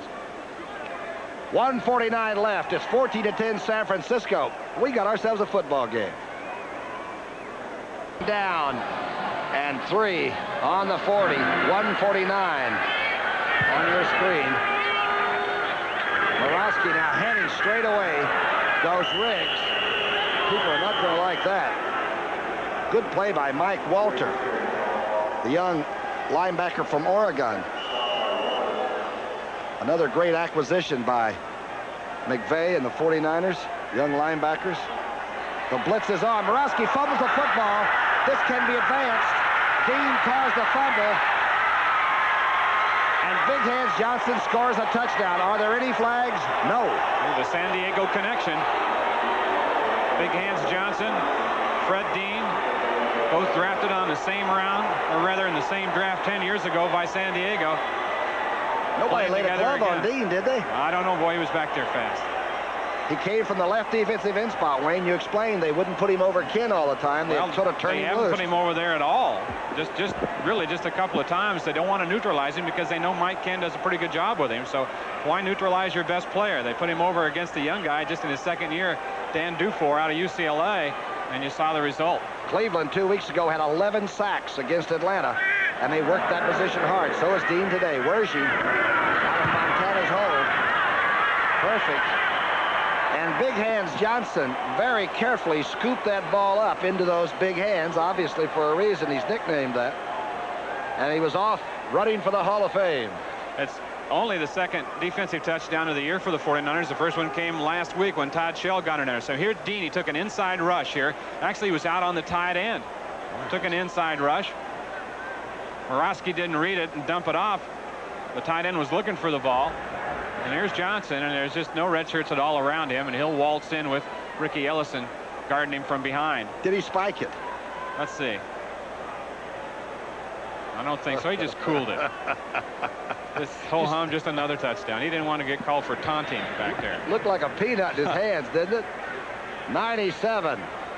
Swivel hipping his way to a touchdown. Don't forget scores and highlights of all the ball games with Brent and Irv, plus a special feature, Opportunity Knox. Obviously a story about Chuck Knox, the highly successful coach of Seattle and Buffalo and Los Angeles, wherever Chuck Knox has been. He has done an extremely fine job. Now we're looking at Werging as he puts it up on the 35 with 1:21 on the clock. Kenny Johnson back to accept, and the crowd has sort of cooled off with that fumble and touchdown. This is Johnson at the 5. Johnson gets to the 24-yard line. That really puts a damper on any ideas you may have, that kind of a touchdown. Yeah, it was a pretty strange situation, too. As I said, Fred Dean was in the game in the nickel defense.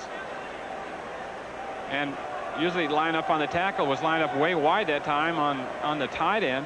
And he just kind of let him go inside, and I think he expected once he went inside that Morosky would read it and then get the ball to him right away. Morosky didn't.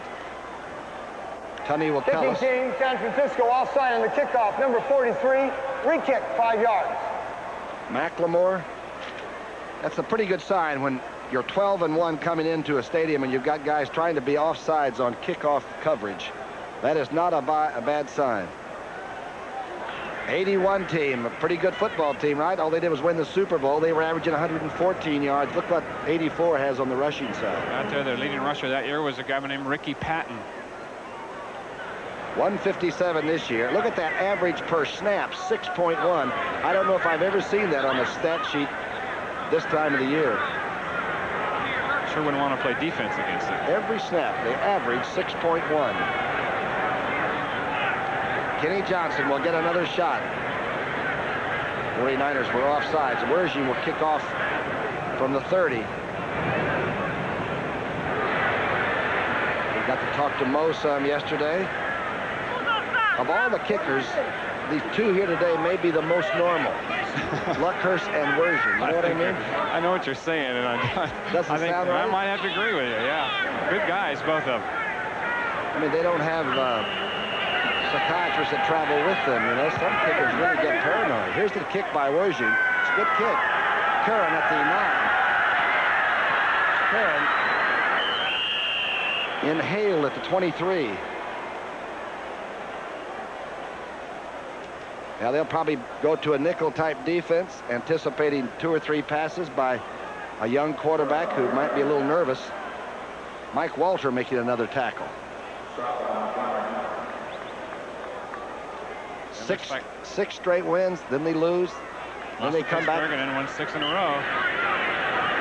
That's a football team, and Walsh claims he doesn't do anything differently than other people, but he's extremely well organized, and he lets them have fun. Football is still fun for the 49ers. 1st and 10. Morosky dumps it over the middle. This is Riggs at the 36. He's got power. Todd Shell was dragged that time for a couple of yards. 21 to 10. Morosky now dumps it over again. This is Cox at the 45. Clock is running.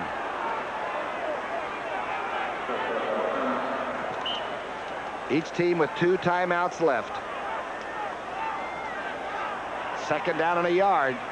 There's a 1st down. The flags are down as Riggs is collared at midfield by Shell. The flags were thrown on this side of the field where I think Stacey Bailey was trying to run a pattern. This is a very good officiating crew. Jim Tunney stays out of the way a lot. This crew's in the shadows all the time. Yeah, huh? they do, and when they have to do the job here, they usually get it done extremely Offsetting quickly. holding penalties, 61 offense, 29 defense. Play will be repeated. Another good call. Offsetting penalties.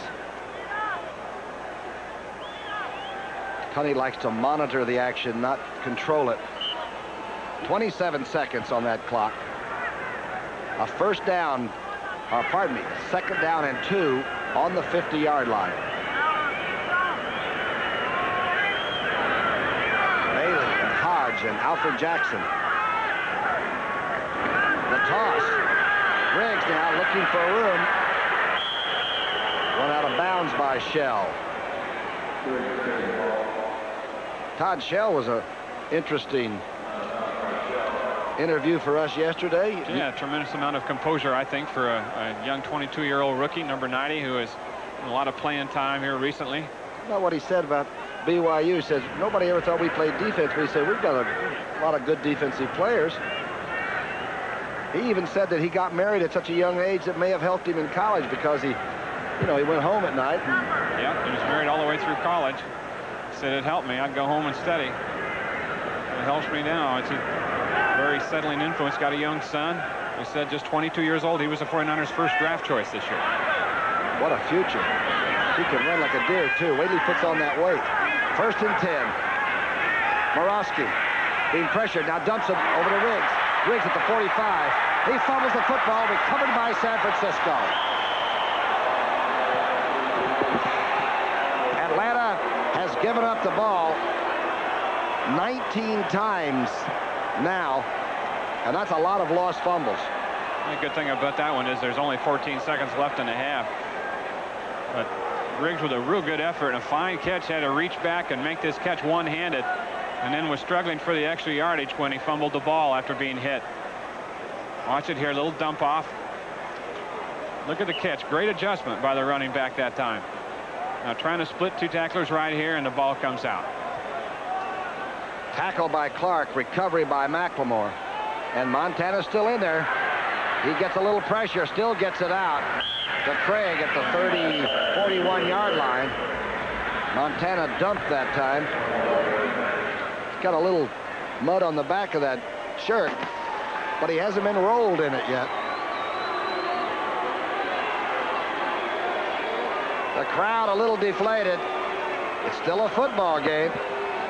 San Francisco 21, Atlanta 10. That's the end of the first half. San Francisco and trails 21-10. Here's Luckhurst's kickoff. This is Monroe. Monroe fumbles it at the 9-yard line. He picks it back up and now gets out and almost breaks out. Gets to the 14. Good coverage by Atlanta. A sea of red shirts came down. Kenny Johnson, the first one. Here are those first downs. Time of possession, Atlanta with 19:55 of it. And look at the total yards too in the first half. I mean, it's not a wide margin, but it is more yards than the 49ers. In that first game they played out of Candlestick Park, Atlanta outgained the Niners in that one. Time of possession is a rather deceptive stat. You can't take that to the bank in January. Points. And this team scores more and allows fewer. The best differential in the entire National Football League. Toss back to Craig. Tyler's out in front block. Good defensive play. A loss of a couple. Richardson forcing from the outside. We just got word on young Jim Fonhorst, who you saw leave the field, and it's a knee sprain with him, and he will not return. So it's not one of those real serious injuries, but it's probably keep him out for a while. 49 players are needed, especially if you get into the playoff situation in December. And this team is already there. They just want to play at Candlestick as often as possible. Look at the miscues. Atlanta with fumble for a touchdown run in. The important one. 2nd down and 10. Ball is on the 14-yard line. Tyler's in motion to the left. Montana's going for Clark. Clark overthrown at the 45-yard line of Atlanta. Remember, he has an 80-yarder that he had against Houston. He can go the distance. Well, he's just a lot faster than people think. You know, he's 6'4", 215 pounds. That's James Britt up here, playing him right on the line, going to bump and run with him. And watch the big guy. And Brady said, give him a little out fake, and then he's got that big long stride, and it seems like he's picked up speed with each step he takes, and he's running as fast at the end of the game as he is at the start. He's got great stamina. Montana's a little pumped up. He's overthrown about 3 people today. And any quarterback will tell you, if you're going to miss long and wide. San Francisco is 2 of 5 on 3rd downs. It's 3rd and 9 right now. Looks like Montana's changing this one. Quick drop. And in and out of Clark's hands. He's not going to believe he dropped that, but it'll bring in Runninger for a punt. Well, it was a touch behind him, but it's a catch that he'll probably make 98 out of 100 times. Now he's also wearing gloves in this ball game. Those are those kind of scuba diving gloves. It was a little bit behind him, and he made the adjustment, but couldn't come up with the ball. Virgil C., the former Redskins, back on the Atlanta 45, and Runninger is kicking from the 5. Pretty average kick. C. at the 49 and falls forward to about the 47-yard line. A 33-yard punt. No return. But the Falcons have the ball, and they have it in San Francisco territory. That they've only managed to win 3. Orosky on 1st down. He's got time. It's blocked this time. Pillars came through, got a lot of penetration, and got the hands up. I believe he was working against Scully. Jack Reynolds in the game for the first time, as we mentioned. Young Jim Fonhorst out with a knee sprain, who was originally playing for Reynolds, who had been bothered by back spasms for about the past 9 or 10 days. Hacksaw's having some trouble. He says, you mean I got to stay in here? Am I in? Am I out? Am I up? Am I down? Is this a passing situation or what? Jack Reynolds, when he came to San Francisco and they went to the Super Bowl, he gave them that maturity. He had been there. 2nd down and 10. This is Bailey. Bailey gets away. Steps out of bounds at about the 44-yard line. Big Hands Johnson was chasing him out. Watch Mario Clark go flying by him here on this screen. One step like he's going to come down, and he comes back for the ball. Look at the lineman coming out. That's who Mario Clark wants to beat.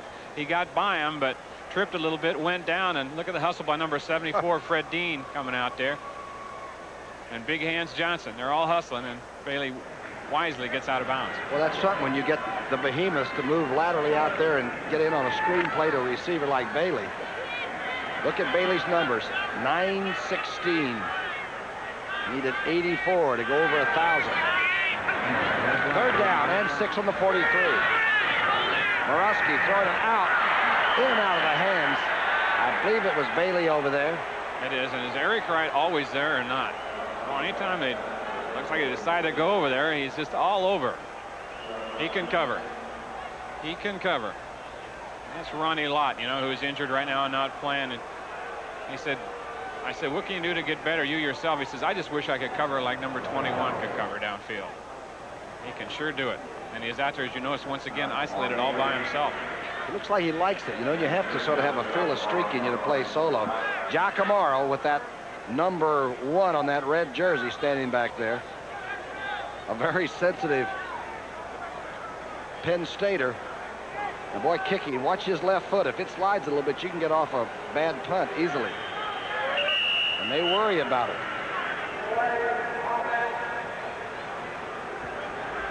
Time is called.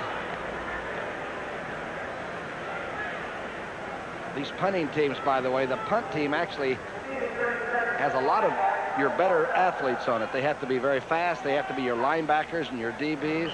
Those guys that go down on the outside on the punting team to really get worked over by the receiving team, too. Usually they put a couple guys out there on them to bump them and slow them down. It's a real battle within a battle. Giacomo would like to kick it away from McLemore. He's already scared them several times. Once on a kickoff and once on a punt. They're going for the block. And they got it. The 49ers blocked the ball. They're trying to find it. Looks like it might have been Bill Ring. I can't tell for sure. Bill Ring took it right off Giacomo's foot. Oh, they pumped through there. 3 of them back there. Ring was there and did a great job. Not only blocked it, but I don't think he ever lost control with it after he hit it. It was a mid-air block and catch by number 30. Check this out. Well, they're back there immediately. There's a drop. Ring's in the middle. He leaped up, got it in the breadbasket, and then stayed right with it. And Giacomo took 3 steps. Most of the new college kickers coming out are doing it in 2 now because these guys can get so close to block it. Tyler hit hard but manages to get about 5 yards. There's Bill Ring. Valuable asset on this team. I tell you, he's great on special teams. Can go in there and play at the fullback spot. Got good hands. Here he comes in on offense. They're going to reward him with that block. He's a quick starter, too, you know. He gets to the line extremely quick. He won't beat Nehemiah on the hurdles, but that first 4 or 5 yards, he gets it going. It's 2nd down and 5. Tyler has been hit hard on about 3 different carries today. Jarring tackles. The toss back to Ring. Ring pulled down from behind at the 27-yard line.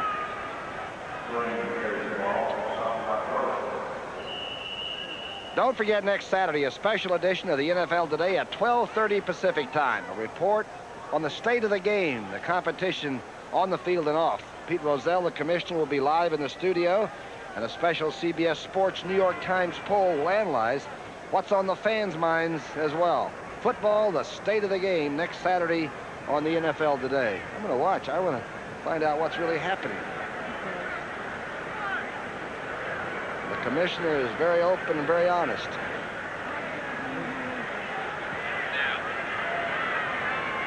First by just the tip of the ball. Tunney makes the signal.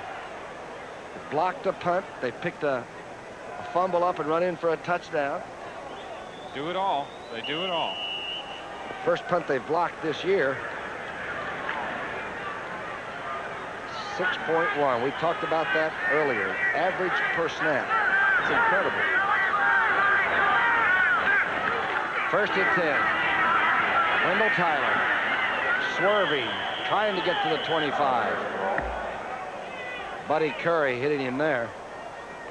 Tyler's 3rd 1,000-yard rushing season in this league. 2 with the Rams, and this one in San Francisco Red. Well, Wendell, as you look at him, only needed 78 yards, coming into today's game to tie Delvin Williams for the 49er club record. He has 45 so far. This is only his 2nd year with the team. He's already 7th in all-time rushing. Remember he told you that he really worked on his strength, too, so he could run inside, he thought, more effectively, huh? And he's really cut down on the fumbles. This guy's an explosive back. Second down, toss back to Tyler. He's hit very hard at the 25. Kenny Johnson, number 37. Buddy Curry, I suppose, would be there because Buddy told me yesterday, he said, about the only time that you can get a slant on what the 49ers are going to do is when they get in the I formation. He said they usually run the toss off the I, and he was thinking right with him that time. But it's hard to think with that man all the time. Can you tell when he's worried? Have you been around him enough to where you can? Yeah, he's having a good year, and 12-1 will do that for you. He's extremely relaxed this year. But he's intense in a pretty nice way, I think. It's fun to play for this gentleman. Third down and 7. Montana with a lot of time now being chased, dumps it out to Ring, and Ring is nailed at the 29-yard line. That's your rookie from, or your second-year guy from Oklahoma, Case again. Right now he's a rookie. He's a tough Case. Going to have to put a bell on him. Yeah. I know what you mean when you say put a bell. We had a guy with Detroit named Roger Zatkoff, who was a linebacker, and in practice we put a cowbell on him because he'd be running into guys in practice, and we put a cowbell on him so we know where he was all the time. This kid is one of the belligerent men out of the Big 8. Number 2 draft. They got Bryan, number 1, the All-American tackle, and Case came along for the ride. Wergy was going to try a field goal from about the 37. It's a 47-yarder for him if he's going to try it. Atlanta timeout gives Wergy a few moments to ponder it. It'll be a 46-yard attempt. Remember, he was worried a little bit about the mud and his cleats. We'll see if it has any effect. Get the possession. Wergy's trying now. He's 6 of 9 from this distance. Oh, hits the upright on the left and bounces back, but he nailed it. It was long enough. Well, I tell you, he was trying to nurse that one in. You should have seen the body English on him here. Now watch Wershing on the hit. Check him out now. It's like golfers say, get left, get left, go. Darn it. We saw Eddie Murray hit that in overtime. Detroit loses, remember? I've seen the goalpost hit about 3 times. Don't forget that Eastern Division standoff. You can see right there, Washington 9-5, Giants 8-5, 8-5 with Dallas. St. Louis still in the hunt at 7-6. We'll talk about what's going to happen on our doubleheader next. Let's go back to live action. 1st and 10. Back to Riggs. To the 33-yard line. And the scores today, Dallas is laying it on the Birds in Philadelphia 16-3. St. Louis 27, New England 10 in the 3rd. The Giants are cruising against the Jets. Don't forget that CBS doubleheader next week. It all starts with the NFL Today at 9:30 Pacific time. Then the Giants and the Cardinals, the second game, the Redskins and the Cowboys, that big NFC East shootout. 2nd down and 5 on the 33.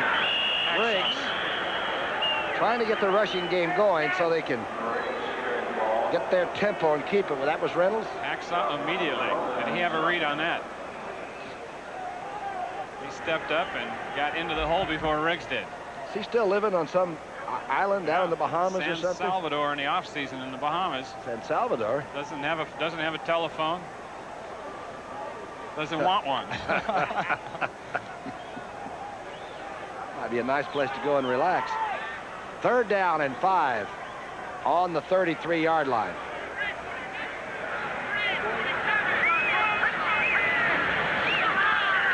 Morosky dumps it over the middle to Hodge. Morosky is still in there at quarterback. We thought maybe young Holly would be in there. Hodge is playing the H-back or the move back in passing situations, and he just delayed a count or 2 and came over the middle. Keener Turner right there with him, and it's not enough for the 1st down. He'd be a long yard short of it. It's time to go, at least according to the fans here. They've gone 24 times on 4th down so far this year and made 14 of 24. So load it up. Morosky on 4th and a long yard. It's going to pass. He's being chased, throws, and it's in and out of the interceptor's hands, number 28, Tom Holmoe. There is a flag back down around the 30-yard line. And it looks like it's going to be against the 49ers. Well, if they call it on roughing the quarterback, I don't know how, because he did run out of the pocket. Yep. Once you leave the designated offensive line position where the tackles are, you're a free man. You're a ball carrier. Looks like Dwight Hicks might have come up and...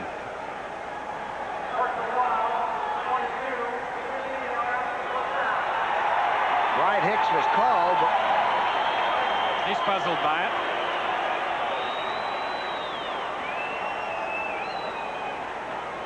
Did Tunney tell us what he did, what Dwight Hicks did? Did not. We don't have Dwight Hicks wired up with a microphone or any kind of communications, or we would ask him. First down. Morosky got away with it, gambling on 4th and a yard. Going deep, he's got time. He's going deep, he's got an open receiver. It's a touchdown. Alfred Jackson gets the long touchdown pass. Mario Clark fell down.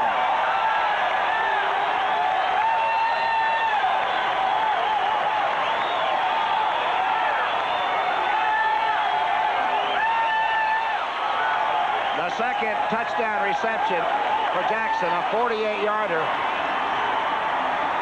And Walsh goes to Norm Hacker to find out what's going on. Well, first thing was Morosky had a lot of time and waited and waited and waited for Jackson to come open down there against Clark. And part of the reason for that is that the Niners did have a pretty good pushback on him, but they went by him. He stepped up and the rush kind of went by him, so he had extra time. 21-16, Luckhurst could make it a 4-point game. It is. And I'll say this for these fans, the people that came have stayed. And now they think they've got one on maybe a no-show that didn't catch one of the best football games Atlanta's played this year. We've got the receiver isolated for you, Alfred Jackson. And now Mario Clark will be responsible for the coverage back here with short help. Now they're playing a zone over to this side. And Mario Clark's going to have deep outside coverage, and he's got plenty of cushion right here, and then loses it. Made a dive for it, and then there's just no way. Morosky with all kinds of time, a nice touch pass, and floated it in there. Now watch you'll see the rush go by him right here. See, he takes a short drop, steps up. Look at Keenan Turner go in behind him. So the rush is all by him. He had nobody in his face, could take his time, and lofted a perfect pass to Jackson. What a throw. The second touchdown pass by Morosky, and it was a beauty. It's 21-17. As Luckhurst kicks off. That's Monroe. Monroe pulled down at the 21, and the Falcons have picked up the tempo. They want this ball game, and they are nasty and they're frustrated. The scoring drive. What a nice pass from Morosky to Jackson. 4 plays, 72 yards, a gamble on 4th and a yard. And I think what happened on that is that Dwight Hicks might have hit the quarterback in the head when he came up to force him on that. And if you do hit the quarterback in the head, it's a penalty. 1st and 10 now, facing Montana. Play action. Being chased, steps up, gets it off complete. First down pass to Earl Cooper. Montana's hurt back there. He got a big rush from the outside that time by, I think, Jeff Yates in the ball game for the first time, and he hit him just as he delivered, and Montana was down. And he's up now, and it seems to be okay, but he was down there for a moment or two as he took a shot. Here it is right here. Play action fake now out of the I formation. Now watch Yates will come from the right side of your screen. Won't show up until right now. Watch this hit. He got sandwiched. Bryan and Merrill, you're right. Couple of yards for Wendell Tyler. Not much, though. Curry in there. You can feel it, the electricity. When you lose 7 games in a row, you want somebody to pay. You want a pound of flesh. You know what it's like, Berg. I've never played on a team that lost 7 in a row, but I've played on teams that had miserable seasons. And you know, you just don't want to go out of the house. You don't want to go shopping. You don't want to do this. And people say, you know, what's wrong with you guys? And you hear it every day, and then you hear it every way. We did a deal where we wouldn't shave till we won a game. We were the worst rookie team you've ever seen after 7 weeks. 2nd down and 7. Crowd is roaring down every play. Craig is short of the 40-yard line. Give him a couple to the 39. Fry getting him there. The last 4 possessions that the 49ers have had the ball. Missed a field goal, punt, INT. 3rd down, and call it a short 5, and the nickel comes in for Atlanta. Crowd's up yelling again. Montana. Off the hands at midfield. Trying for Earl Cooper. Good coverage. And Kenny Johnson has had in some game today. Yes, he has. They switched him to safety from cornerback. He was a starting cornerback here for several years. I know that a lot of you 49er fans might remember him from last year. He was the person that put that big hit on Ronaldo Nehemiah here. But good job on the coverage there on Cooper. Runniger punting from the 30. Ooh, this is a good kick. Virgil C at the 19, muffs it, and recovers his own muff at the 17-yard line. Virgil C. used to play for the Washington Redskins, and he knows this one-back offense. That's why Dan Henning got him after he had some injuries. He was one of the original Smurfs of the Washington outfit. Virgil Smurf. Yeah. Virgil C. no return. 21-17 San Francisco. The young quarterback, his 5th start in the league, his 3rd this year against a 12-1 team. And they're within 4 points. 1st and 10. Ball's on the 17. It gives to Riggs. He picks his own hole. He gets yardage out to the 23-yard line. Got a great running style, doesn't he? You know, he gets that ball when he takes the handoff. Look how low he is, and he just kind of skates. Watch him right here. Doesn't give him much of a target. He gets that ball and goes right down now. Look how low he is back in there. Comes back out of here, gets low again, and it goes through the hole. Doesn't give you anything to hit except knees. Good block by Dufour, the big right tackle, who's had some problems earlier. Riggs at 90 yards for the day on 23 carries. 2nd down 5. Murawski quick. A hitch pattern. There's a flag down on that side. Look at that. Eric Wright took 2 moves and stayed right with him again. Bailey maybe gets a yard, but the flag was dropped on the Atlanta side for illegal procedure. I'm impressed with Murawski, Tom, in this game. He did a really intelligent job at quarterback for Atlanta. He's not taking a whole lot of chances. And I asked him the other day, I said, you know, what's your strong suit as a quarterback? And he says, I think it's... Illegal motion, offense, number 87, down remains the same. He said, I think it's not overreacting. I think that's my sign. I don't get too carried away when I do good. I don't get too down when I don't do so well. Call was on Benson, the movement man. With all the formations they get in and out of, it's a wonder it isn't called more often, or they're not guilty of it more often, I should say. It's 2nd down and 10. Big play facing the young quarterback here. He's being chased out. Now he's going to run with it. Gets a hole, breaks through. Murawski slides at the 34-yard line, and the crowd loves it. Well, you see, the 49ers used an overshifted defensive line that time. That gets Fred Dean out on the tight end like we saw before. Man over center. Big Hands Johnson loops in right here. Now look at that. There's 3 defensive linemen on one side of the center, 1 on the other, and there's just some gaps in there, and Murawski found one when there wasn't anything downfield. A 17-yard scamper for a 1st down. And the sticks are moving, and so are the Falcons. They trail by 4, 21-17. A lot of time left in this game. Riggs probing maybe over the 35. Some people have been able to run the football at San Francisco, but not often enough to hurt them bad. Tampa Bay leading Green Bay 14-7 in the 3rd period.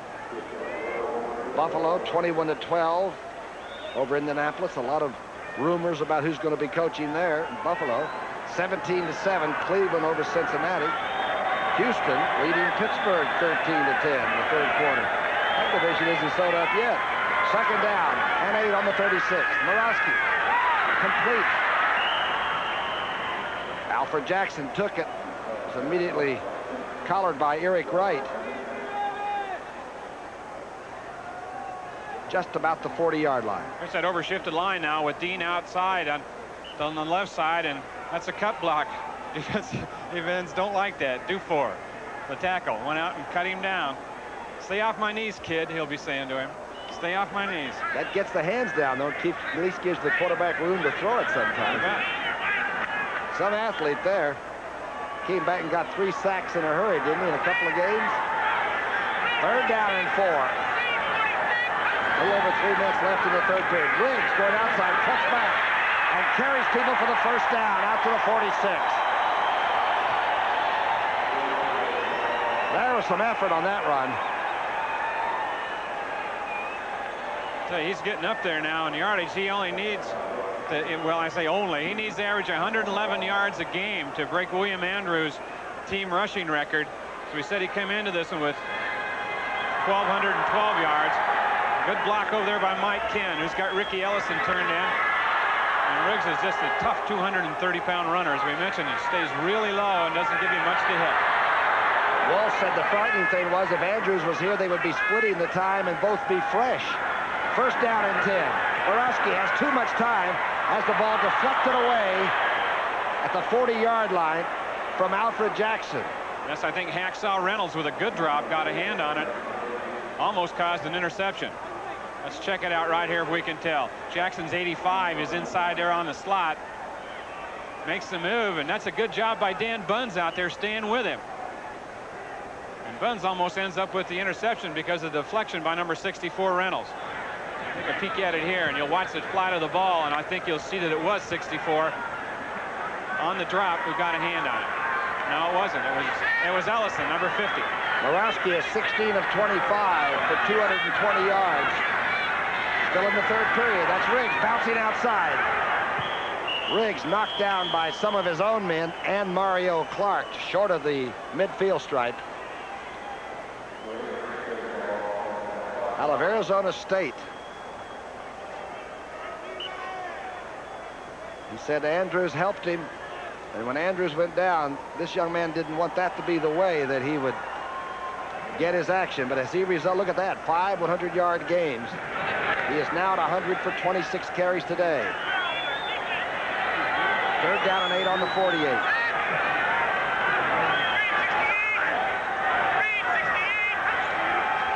Morosky being hit, and he intercepted by McLemore. Dwayne Board caused it. McLemore's going to score it. I don't see any flags down. A big rush by Dwayne Board. You bet that was the reason.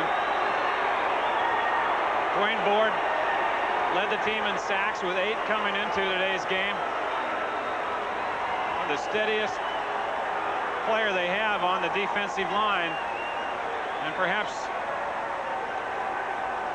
the most talented in all phases. Talking about playing against the run and everything that goes with it. McLemore's 54-yard dash with the interception. His second interception. He plays on that nickel. Valuable people. Montana gets it down. It was sort of an Hawaiian wiggler that Wergy kicked, but it did get through. There it is right here now. Dwayne Board will be coming from the left side of your screen. He's playing the left defensive end, and he took a big wide outside rush on Dufour and got his arm over, got the leverage, and made a big hit on Morosky, who just threw up a duck, and McLemore was there to trot on in with it. So the 49ers with 1:31 to play here in the third quarter are on top 28-17. McLemore in his third year out of the University of Hawaii, and he's run back punts like he did against the Giants, and that was some interception touchdown. Here's Curran bringing out the kickoff. Curran's staggered and dropped at the 13-yard line. Bill Ring down quickly.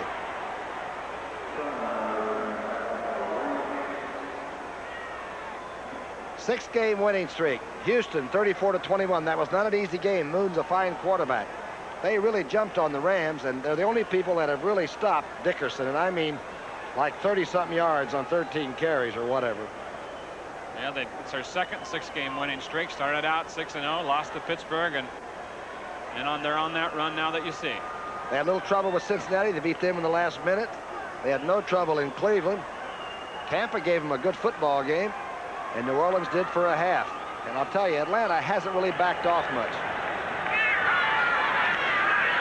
Morosky from his own 5-yard line. He's going deep. Knocked away by Eric Wright at the 45. Bailey made a jump for it, but Wright was right with him. Would you throw over there? I don't know if I'd even throw over there if I were Morosky. And they've been picking on Mario Clark, but they've replaced him with Dana McLemore over on the other side. You have to throw some over here to keep him honest. Stacey Bailey is one of those smooth gliders who can use up that cushion fast, but so is Eric Wright. You just don't play cornerback any better, and that guy's playing it today, and really how he's played it all season long. Out of the Big 8, Missouri, in that fabulous backfield draft of 81. Ronnie Lott, Wright, and Williamson. And they picked up Dwight Hicks. The Eagles didn't think he could play. Gotta be kidding. Second down and 10 on the 14. Morosky going to the sideline. Jackson has it. They keep the clock running at the 25-yard line. Here it is now, as I mentioned, Dana McLemore playing the left corner over here in place of Mario Clark, who's been burned a couple times today, and Dana's playing with a little bit of a cushion too. And as I said, that is normal for that position. There's just not very many Eric Wrights in the world. Closing seconds of the third quarter. 8 catches for Jackson. That's high in his career. He had 7 last week. Bill Walsh. This team has all the ingredients. They rush, they pass and catch it, and they play defense. Long pass by Morosky, overthrowing everybody at the San Francisco 30. Bailey was the intended receiver, and guess who was with him? Eric Wright. Those two are like a matched pair of horses. They've been together all day. Playing a lot of cat and mouse out there. I'll guarantee you that. Bailey came into today's game with a 26-game receiving streak. And everyone that he is going to catch over on that side of the field, he's going to earn. He might be your player of the week back in San Francisco, you think? He's coming up with a pretty good one, isn't he? He's got a chance. I just got to vote for him. Dallas 23, Philadelphia 3 in the fourth. St. Louis 27, New England 10. Don't count the Patriots out. The Giants and the Jets, it's 20-10 New York Giants, or New Jersey Giants. Morosky over, hitting Jackson at the 42. And Alfred Jackson makes some catch. McLemore had him up on his shoulders and dumped him, and he still caught it. Yep, great catch. 9 catches now for number 85. Flags are down around the pass protection. They may bring that one back. Yep.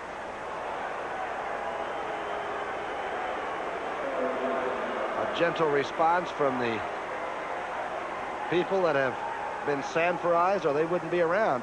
It really rained. I'm telling you, the first quarter, it was a deluge. Holding, offense, 78, 10 yards, down remains the same. 78, not very few. Mike Ken, who is one of the least penalized offensive linemen in the, I would think, probably the history of the National Football League. You go one whole year without getting a penalty. I think he's fit in that category. He and Fonner's got to be pretty close in having the right techniques. I liked what Randy Cross and John Ayers said to you yesterday. He said, when were you going to take out adoption papers on Fonhorse, because you talk about him so much on the air. Second down and 20 on the 15-yard line. The blitz is on. Riggs breaks out against the pass rush and tumbles to the 37-yard line. A lot of shoving and a few heated words as the third quarter ends. Riggs hasn't folded up yet. A 20-yard burst. That's the end of the third quarter. The score, San Francisco 28, Atlanta 17. Let's pause for word from your local station. Morosky, what to do in the fourth quarter against San Francisco. I'd be watching a bomb right here if I were 49ers defense, because without a doubt, if they didn't get it they'd go for it again on 4th down. So. And it's 3rd and inches. Yep. Why not? Morosky inside trap play. Riggs dives for what looks like it should be the 1st down. As we said, you can almost hear this guy getting the engine running. In the 4th period, when everybody slows down a little bit, a running back like this can make hay.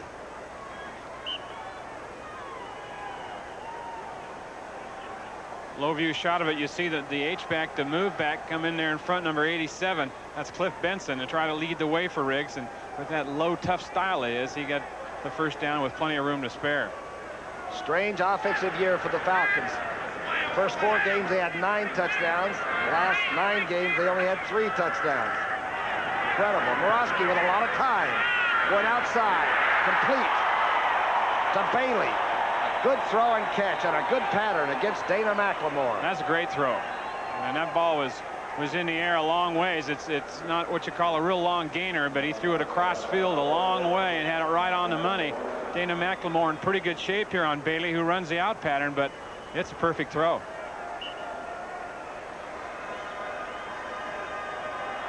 Floyd Hodge it was. Did we say Bailey? That's Bailey, number 82, isn't it? Yeah, that's 82. That's Stacey Bailey. Hodge was supered, but it's Stacey Bailey. The man from San Jose. 1st and 10 now. Morosky with a lot of time. Over 14 minutes left, but he's got to get points. Outside. That's Jackson. Pretty good job by a young quarterback. I like his movement. Do too, and at least gaining confidence as he goes along here, it seems. You know, Steve Bartkowski, Berkey, you mentioned whether he's going to continue playing or not is kind of up for grabs. How it all depends on how he rehabilitates from this knee. He said he really doesn't want to jeopardize his future with his family, playing ball with his kids and that kind of thing. And if it's going to hurt him down the line, this just might be it for him. And his knees right now are bone against bone. There's no cartilage left. It's 2nd down and 2 on the 41. Play action pass. Morosky looking away and going to an open receiver at the 25-yard line. Alfred Jackson. McLemore makes the tackle. Another 1st down. Well, they've just found a spot they can go to over there, and it's, they picked on Mario Clark, and now they're coming back and taking advantage of Dana McLemore, and it kind of points out how important Ronnie Lott is to this defense. He gets back and can play safety, and they move Dwight Hicks out here, and they're a little bit better off. And the pressure from San Francisco's rush is not there right now. Morosky has time to throw the 16-yarder. This is where the team missed Billy White Shoes Johnson. The little movement man was tremendous at getting open down the middle. He has been out 3 weeks. A misdirection. Play to Riggs. Riggs breaks out. Caught from behind at the 16-yard line by Homo and Eric Wright.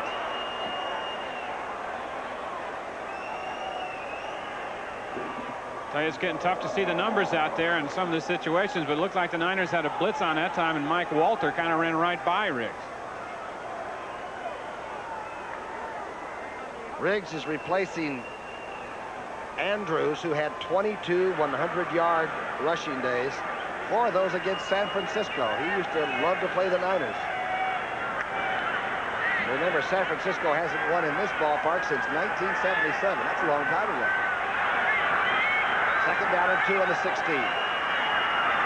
Morosky has time.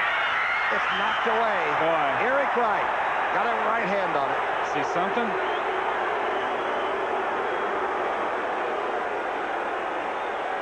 What a day. What a day he's having. Forget, that's your old spot. You ever seen anybody play any better than that?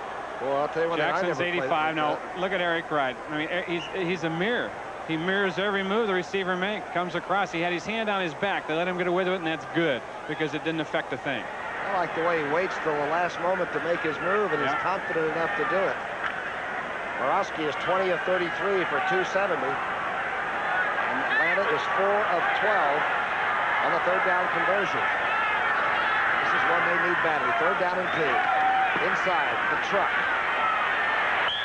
Pretty close. They may move the sticks again. This team is not out of it. 12:23 on the clock. Flags are down across the field. Ooh, procedure against Atlanta. I asked Henning yesterday if he could make one rule himself, what would he do? And he said, well, we'll play with the rules the way they are. If they just call them the same way and legislate them the same way every day, every play. Tunney does. Illegal formation, no end on the right side of the line. Down remains the same. Has to be an end on the right side, or your tackles have got to be very swift. Third down now and 7, back on the 21. Looks like Fred Dean's going to line up against Mike Ken over here on the right of your screen, and that'll be a battle. And Lynn Kane is in the game, number 21, a very fine receiver. He blocked it this time. Ball is knocked away, and San Francisco recovers at the 37-yard line. He'd lose it going upward. Did somebody swat and knock it out? I couldn't tell. Todd Shell recovered it, number 9, Ott.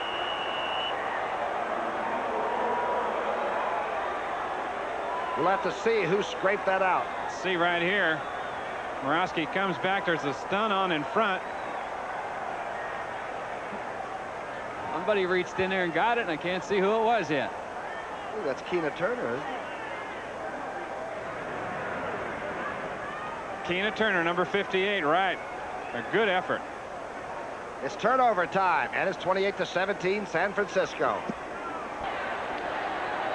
Scores, Dallas 23, Philadelphia 3 for the Dallas defense. 33-10 St. Louis, and back to live action. Craig with the ball. After the recovered fumble, San Francisco would like to literally eat the clock up and not even give the ball back, perhaps, to the Atlanta offense. Much more potent than we were led to believe, or I was expecting to see that Atlanta team. They moved the football. That second score there, St. Louis starting to get hot again, it looks like. At a good time for them. 33-10 in the fourth quarter against New England, and New England's a pretty fair ball club. Don't forget that big Eastern Division scramble. Next week we got the Giants and the Cardinals, and the second game is the Redskins and the Cowboys here next week on CBS. Big scramble as Wendell Tyler tries to get a yard or two. He's had a pretty tough day. Wendell was a marked man coming in, the 1,000-yard rusher. When you're playing defense, you want to take that away from him. 11 carries for 48 yards is what he has right now. Third down and 2. Ball is on the 45-yard line. Montana has gone all the way at quarterback. The reverse. Solomon's second reverse of the day, and just out over the 45, maybe a yard gain. Solomon's a little slow getting up. The one fear you have when you're heading for a championship game of some kind is to lose valuable people. Good heads-up play there by Fulton Kuykendall, who came in that short yardage situation and stepped up and stopped that reverse. Runniger now in the punt. Will try to put it deep inside and away from Virgil C. There's Kuykendall. Captain Crunch. Dick Vermeil said that Kuykendall was the most intelligent player he ever coached. He had him at UCLA. Runniger gets it off. He's trying it for the left sideline. Good-looking kick. Taken at the 10-yard line by C. And it looks like San Francisco think it's their ball. I think he may have been out of bounds with it and fumbled it back in. Yep. Good-looking punt by Max Runniger. Put it back around that 10-yard line to where it was difficult for C to come out with it. And the 49ers were down there, almost daring the return man. All right, it's 28-17, 10:40 left in the fourth. San Francisco still hot. Walker with a team that is 12-1, the 14th game of the season. The 49ers play some defense here with an 11-point lead, and they would be 13-1. Morawski back, throwing from his own 3-yard line, and closely covered, too closely covered. is number 87. Benson. Linebacker was laying all over him over there. That was Tommy Holmoe, the strong safety, number 28, who made an early move on it.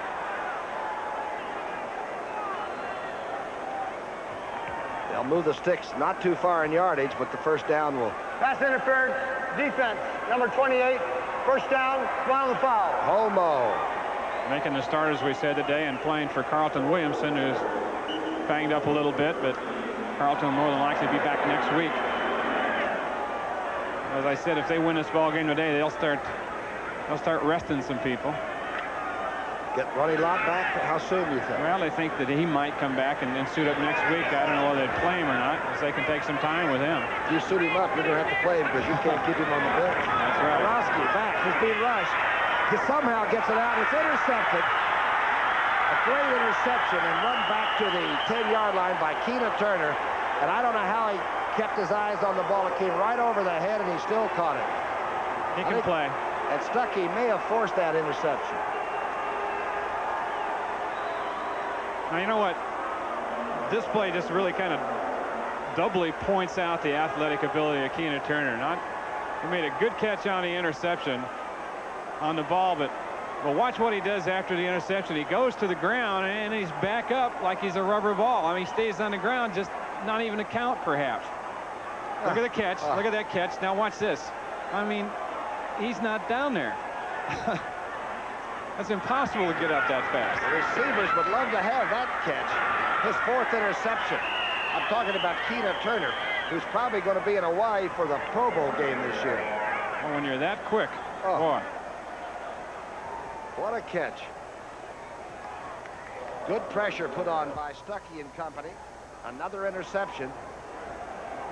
And there are so many ways that San Francisco can drive nails in your box. It's amazing. People beginning to file out. Hand off to Tyler. Flags are down. Tyler gets to the 1. Sort of tiptoeing through the tulips. Flags are down. Ball start. Offense. If this holds, the score holds, it would be the 8th straight loss for the Falcons. And a decision has to be made whether they want Doug Flutie, the Ball start. Boston College 77. quarterback, or Down not. remains. Second out. You know, the coach said it, and we talked to Buddy Curry, who's standing right behind Dan Henning there. You know, they both said the other day at practice that, you know, nobody's quit, nobody's, you know, not hustling on this team. It's just, we're just passing it around, and we can't get it done. Tough division, too. Montana reloading. Oh, somehow gets it to Craig at the 5. Montana makes that decision to change receivers as quickly as any quarterback I've ever seen. That's a pretty clean jersey, too, when you think about it, for a day like today. He was sacked once, I think, in the first half. Took a hit as he released one other time. But they take pretty good care of him. 3rd down and goal. They should.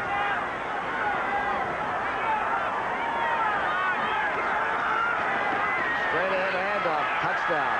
Craig put his hands down, his head down, covered up the ball with both hands, and stormed on in.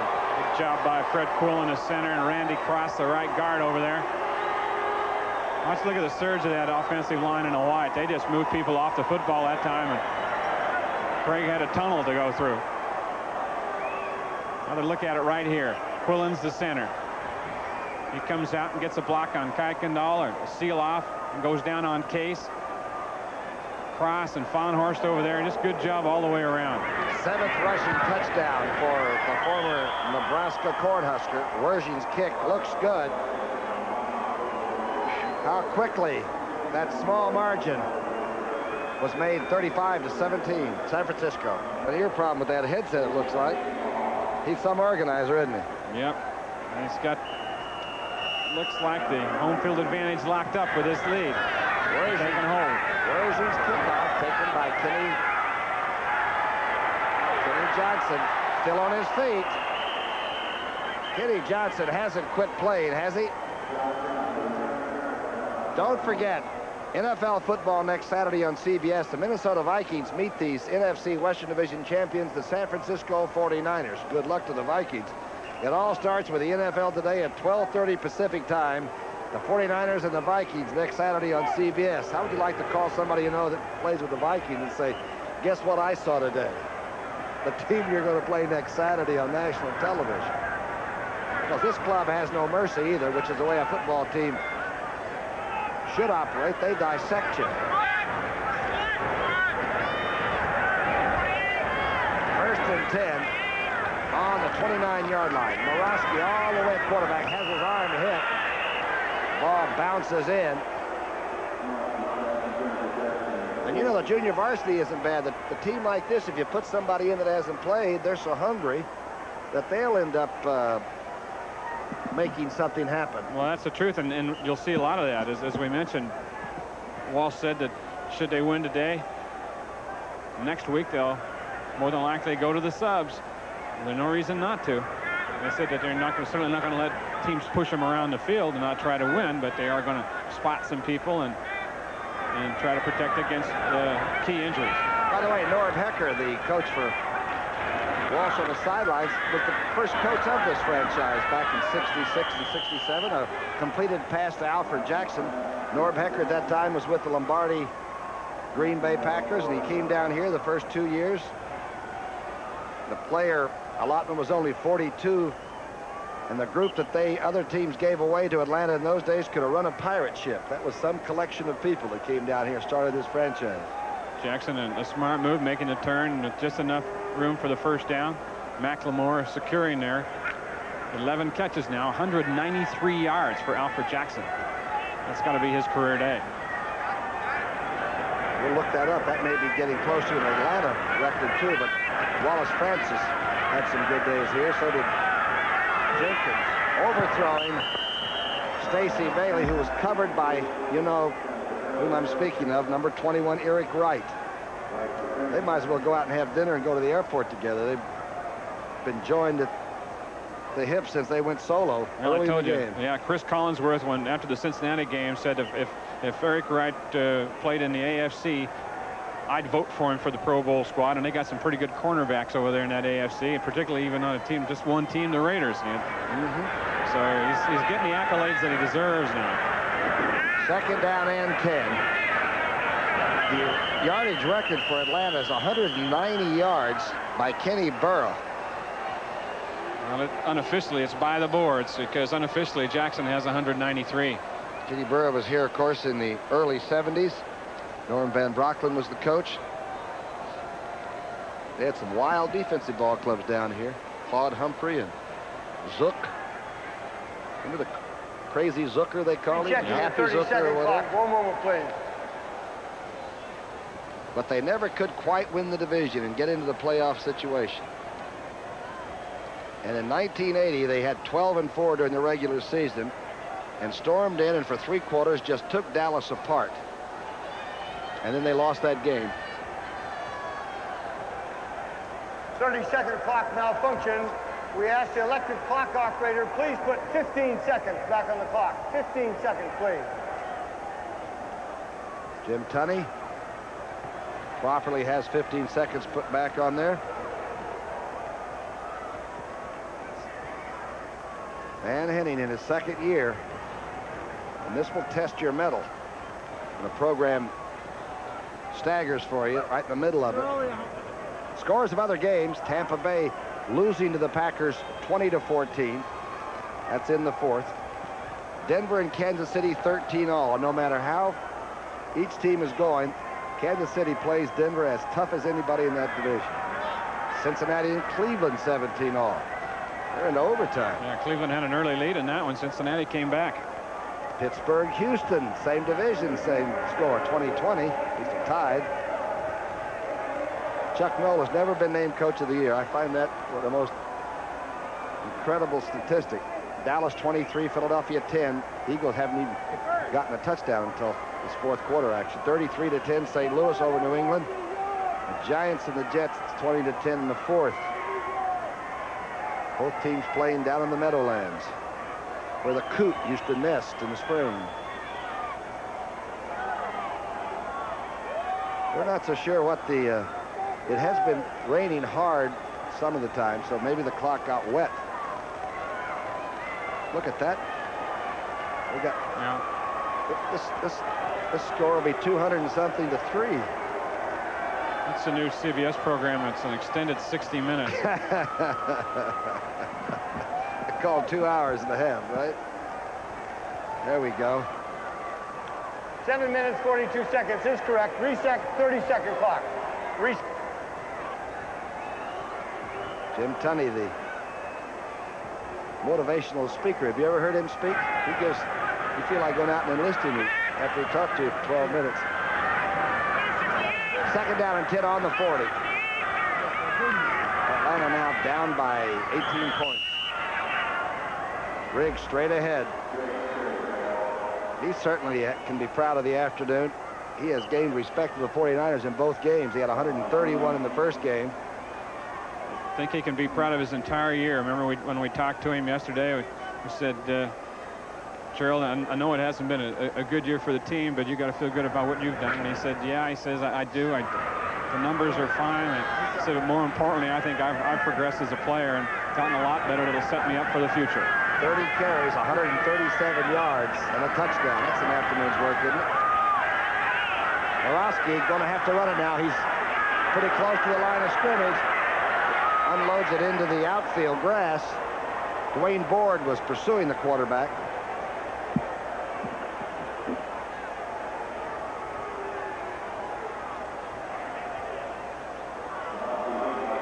Everybody went into a pile over on the 45-yard line, right in front of the San Francisco bench. So you can see who's down. A 49er player injured on the sideline. That's Jeff Van Note, number 57, out in front of Morosky. Todd Shell is number 90. 76 is Board coming in from behind, who makes the hit there. Oh, boy, and Morosky took a shot. You'd think he'd be the one to be down, but he got up, and it might be Board that's down, and it was, but now he's up and around okay. Jim Fonhurst, the young linebacker, had a strained knee. He left in the first half, wheeled off, but it was determined a sprain, which was good news, of course. Fourth down now and 6 to go on the 43-yard line. And, of course, Morosky and the Falcons are going to go for it. A lot of time. Morosky finds and overthrows Jackson coming across on the 40-yard line. Might have been about the only time that he was open against Eric Wright all day, and he overthrew it some on him.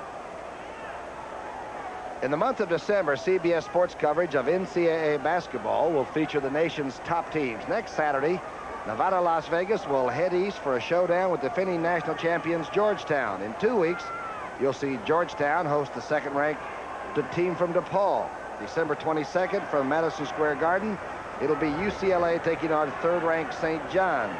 These are just some of the games you'll be seeing in December on the home of the NCAA Championship, CBS Sports.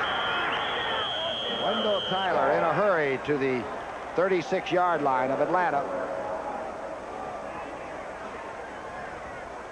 Wendell's had sort of a quiet game. Somebody else picks up the slack when you have a squad that's as balanced as this one is. They're a better team than they were in '81 in almost every statistic, I believe. But that doesn't mean you can't lose in a playoff. They're all sudden death, you know, as soon as that season stops. Tyler inside the 30-yard line. Spotted at about the 27 and a first down for San Francisco.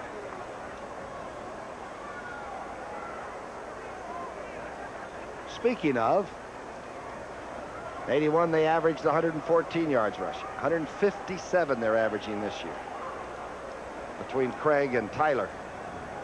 That's where the big improvement's been, and it's allowed him to do some things like controlling a game like they're doing now, and when they get ahead in the second half, keep the ball away from the other offense. I tell you, the offensive linemen love it a lot. They love the running game. Montana throwing a slider low and away to Mike Wilson. Cincinnati in overtime beats Cleveland 20-17. 2 in a row for the Bengals. They knocked off Atlanta a week ago. They beat the Falcons 35-14. Second down and 10. Nickel defense in for Atlanta.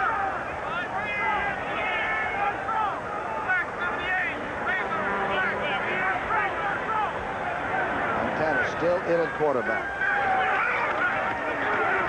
He's got time. He's going for Wilson, who dives for it at the goal line. Bobby Butler was chasing the receiver. Underrated, this fella is. Yeah, I think this was an audible, too, by Montana. So he moved a couple people in. Mike Wilson, who has been a great player for the 49ers, coming in ball games in relief of the starters. And a good effort here. But it wasn't to be. Montana overthrew him. Just looking down the road a little bit, the last game was against the Los Angeles Rams or the Anaheim Rams or whatever you want to call them. Would Walsh want to go full speed by that time? One, to be emphatic and to get into the playoffs with everything sort of working? I think at least for a half, because they're getting the playoffs, they're going to have an off week. They won't have to play that first week. Montana going for the corner. Cooper lets the ball go through his fingers. Good speed on this tight end, Earl Cooper. He simply dropped that one. Yep, this was a touchdown. This is a good throw by Montana.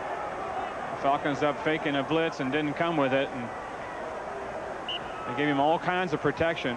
Cooper made a move into the post and ran back out to the corner. And this is just a great throw. Right on the money. Cooper not going to miss many of those. He had 83 catches as a rookie. Cooper did when he was a fullback. A 48-yard attempt by Wershing, blocked by Atlanta. Wershing has it blocked. And I mean point blank. Shows you some character there. Look at Atlanta. Look at Buddy Curry, what we talked about. Frustrated, yeah. Not trying, no. Still coming hard. 5:08 left in the fourth and final period, and a 35-17 San Francisco got the block, but I believe it's number 50, the North Carolinian, blocked that field goal attempt. Wershing, by the way, has missed his last 4 field goal attempts. Morosky is sacked back on the 26-yard line. Big hands. Big hands Johnson. See where he comes from now. What happens, they get Fred Dean in there in this nickel situation, and they usually have to double him, and that just loosened things up for the rest of the people. Big hands took an inside rush there, got on the back kind of let him go, and that's happened twice to Morosky back there now, where he's had somebody in the right position to block a lineman, but it hasn't been done. Once with Fred Dean and once with Johnson. Scully went a little too low with his block, and Big Hands walked right through it. And they move around, and they're in a different position all the time, so you never know where they're going. The throw to Riggs gets to the 34-yard line, and quite a battle on the line of scrimmage between Ken and Fred Dean that time going on. I like to watch that one. I try to watch it every chance I get, because you're seeing really probably the 2 best. I think probably Mike Ken is the best pass blocking offensive tackle in football, and I think that Fred Dean is without a doubt the best pass rushing defensive end. And it's battle of the Titans. there is Ken. You're looking at him, and number 74 is on his outside shoulder. You watch that one this time. Pretty cute little move. Morosky looks like he was running that quarterback draw, but it looked like the lineman ducked for a minute and then went ahead upfield. 6 Atlanta turnovers. And of course, the ultimate result in turnovers is points for the other team. 21 of them for the 49ers today. The thing we've pointed out all year about the 49ers is how good they are mentally. They just don't make mistakes. They do not beat themselves. Young Morosky has labored, but he's been pretty effective as a quarterback. This team has moved really good. Orosky now throwing on every play, obviously. Completes it to the 45-yard line to Tuttle, former Clemson All-American with great speed. Dwight Hicks was right there. Terry Tuttle was #1 draft choice of Buffalo back in '82, and then he was traded to Tampa Bay, and Tampa Bay just put him on waivers. Couldn't figure that out. Well, in college, he had to be one of the quickest looking receivers I've ever seen. He was something in college. Holding, 71, 10 yards. Down remains the same. DeFore, the big tackle, detected for holding. Dallas beating Philadelphia 26-10. St. Louis 33-10 over New England. The Giants 20-10 over the Jets. And as you know, next weekend, it's the NFC East showdown.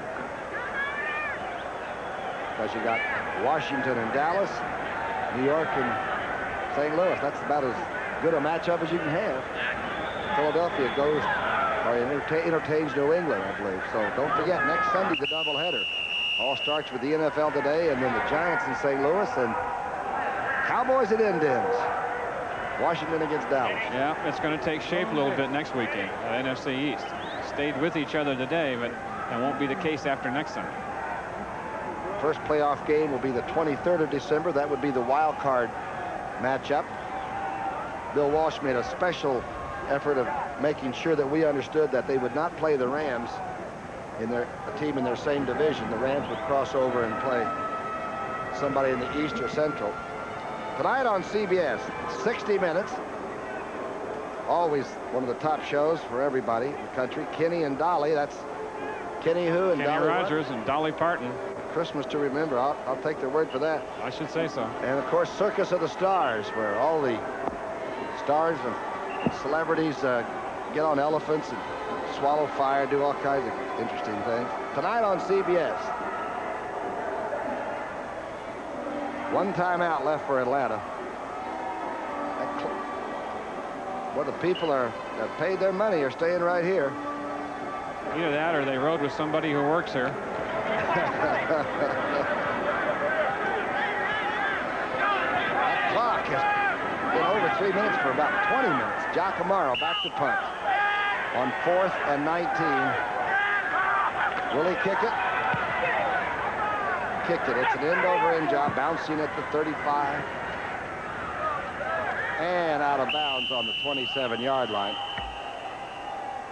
So San Francisco will get the football and, of course, the contest. Don't forget, next Saturday, the NFL Today begins it all. Minnesota Vikings then will take on the San Francisco 49ers. It all starts with the NFL Today at 12:30 Pacific time. The Niners and the Vikings next Saturday on CBS.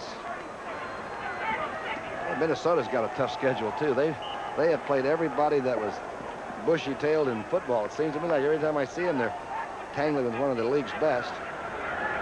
The 49ers are certainly that in the NFC. Montana. All the way inside handoff to Ring on the full spinner by the quarterback. Kavanaugh did take over for a game and a half when Montana hurt the sternum. He beat Philadelphia, Kavanaugh did, and he did a job of maintaining the lead in the New Orleans game to keep the Niners on top in that one. So if they have to have a backup situation, they're pretty well prepared and they're deep. And with the situation that they've gone through the entire season almost with only 2 quarterbacks, and most teams go with 3. Ring and Derek Carmen in the backfield. Toss back to Ring. Ring is collared at the 25 by Benish. Final score, St. Louis 33, New England 10, Cincinnati 20, Cleveland 17. The toss here, number 69, Dan Benish, defensive tackle, catches it from behind. Pretty good effort. Remember, this Atlanta team lost Andrews, Bartkowski, and Billy White Shoes Johnson. Oh. Tell you, they're still watching the game. Still smiling. And the girls are dancing, you know, the dancing girls down there. I guess that you might as well. It's sort of cold and it's raining again.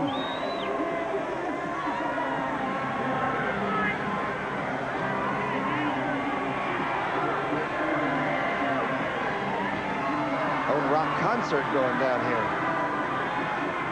Fulton County Stadium. And they certainly, the 49ers, this is their first victory here since 1977. First one for Walsh. Come to the land of fried chicken, so be a pretty good flight back to the Bay Area. Montana, quick drop. Down the middle end, overthrow, intercepted by Kenny Johnson. On his feet still, Kenny Johnson inside the 30-yard line. And I hope everybody that is here gives this young man a hand. You're right, Kenny. Take the ball, buddy. You have played some football game from pillar to post. He's been in on a dozen tackles. I think Montana wanted to get rid of this ball a little bit sooner, but Clark wasn't looking for him. Lucky he wanted to do it there, and then was a little bit late with it and just completely overthrew him. I think he wanted to go earlier, and Clark wasn't looking. So Montana didn't release on that first pump, and it cost him. That's some good blocking on this. Storms back inside the 30 to the 27, and Morawski's back at work, and it's coming down. That is redundant.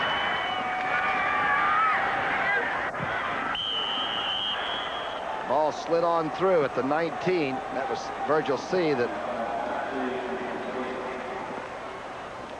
is the way it was raining right at the start of the ball game and a short time before kickoff. I see where the baseball team in this town and that Turner owns is going to give the St. Louis relief pitcher $45 million for 35 years or something. How much do you need, huh?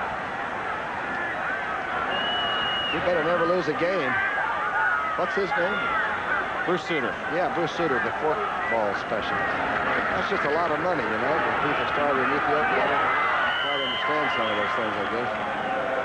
Incomplete pass as Morawski stopping the clock, of course, with each incompletion with 1:39 on the clock. Our monitors have all gone out upstairs here. The water is probably leaking through. Well, we probably just have to alert you since our monitor's on here. Until we get them ready to go, you won't be seeing any replay, so we'll pay attention as we can right on the field along with you. Morawski back to throw, sets up. Knocked away, closely covered. Tuttle was covered by McLemore. Dana McLemore came in when Mario Clark had a little bit of a problem playing the corner, and in all fairness, the turf was very slippery where Mario fell down on a touchdown pass. Remember the post-game show coming up next with Brent and Irv and Jimmy from the New York studio. They'll wrap up all of today's action, and especially that NFC East log jam. Next week, our doubleheader is that log jam, all four of them.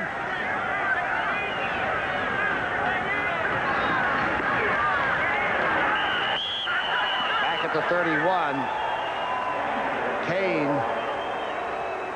gets up rather slowly, like he... Big play, too, by Michael Carter, the rookie nose tackle that time, who made that stop. Just another part of that depth situation you were talking about. NFC scores: Dallas 26, Philadelphia 10. That's the final. St. Louis 33, New England 10. That's the final. And the New Jersey Giants beat the Jets 20-10, and that's the final. Don't forget now, these are the standings the way they are. The Giants 9-5, Washington, Dallas, St. Louis only a game back, and those four all play one another this next Sunday on CBS. It's going to be some Sunday football. Ring bounces out to the 35-yard line. Big upset here. Kansas City 16, Denver 13. Don't forget, Denver has the Seattle Seahawks in Seattle, the last game of the season. That building may not be strong enough to hold what's going to happen in there. This could be the longest last quarter of football I have ever seen.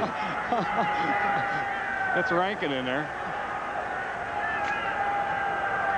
Bill Friel, my spotter, he's kept everything dry and all up here, but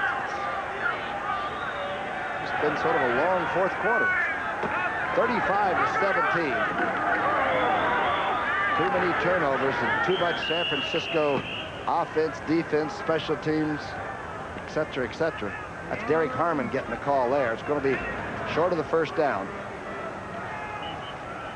And I think we have perhaps seen the last snap of the football game with 22 seconds and counting now. Be a good flight back to San Francisco. This team flies first class. Everybody seems to enjoy the trips. Huh? Oh, they have big plane. They fly DC-10s. Everybody gets a row to themselves back there, and they do enjoy it.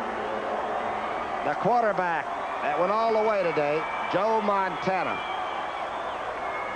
won the first game for Bill Walsh and for San Francisco in Atlanta since 1977. We'll be back in just a moment. 35-17.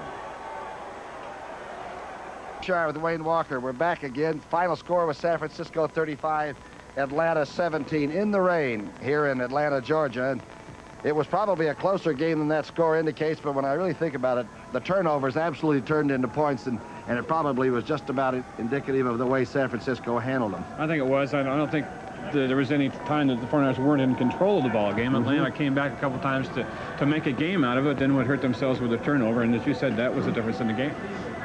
We're going to go down and talk to a fellow that caught the touchdown pass, the 64-yarder, the largest of, or the longest of the season except for Clark's 80-yarder against Houston. How you doing down there, Freddie? Pretty good, Tom. Boy, I'll tell you one thing. You got those quick feet going today. That was some pattern you ran against that bump and run.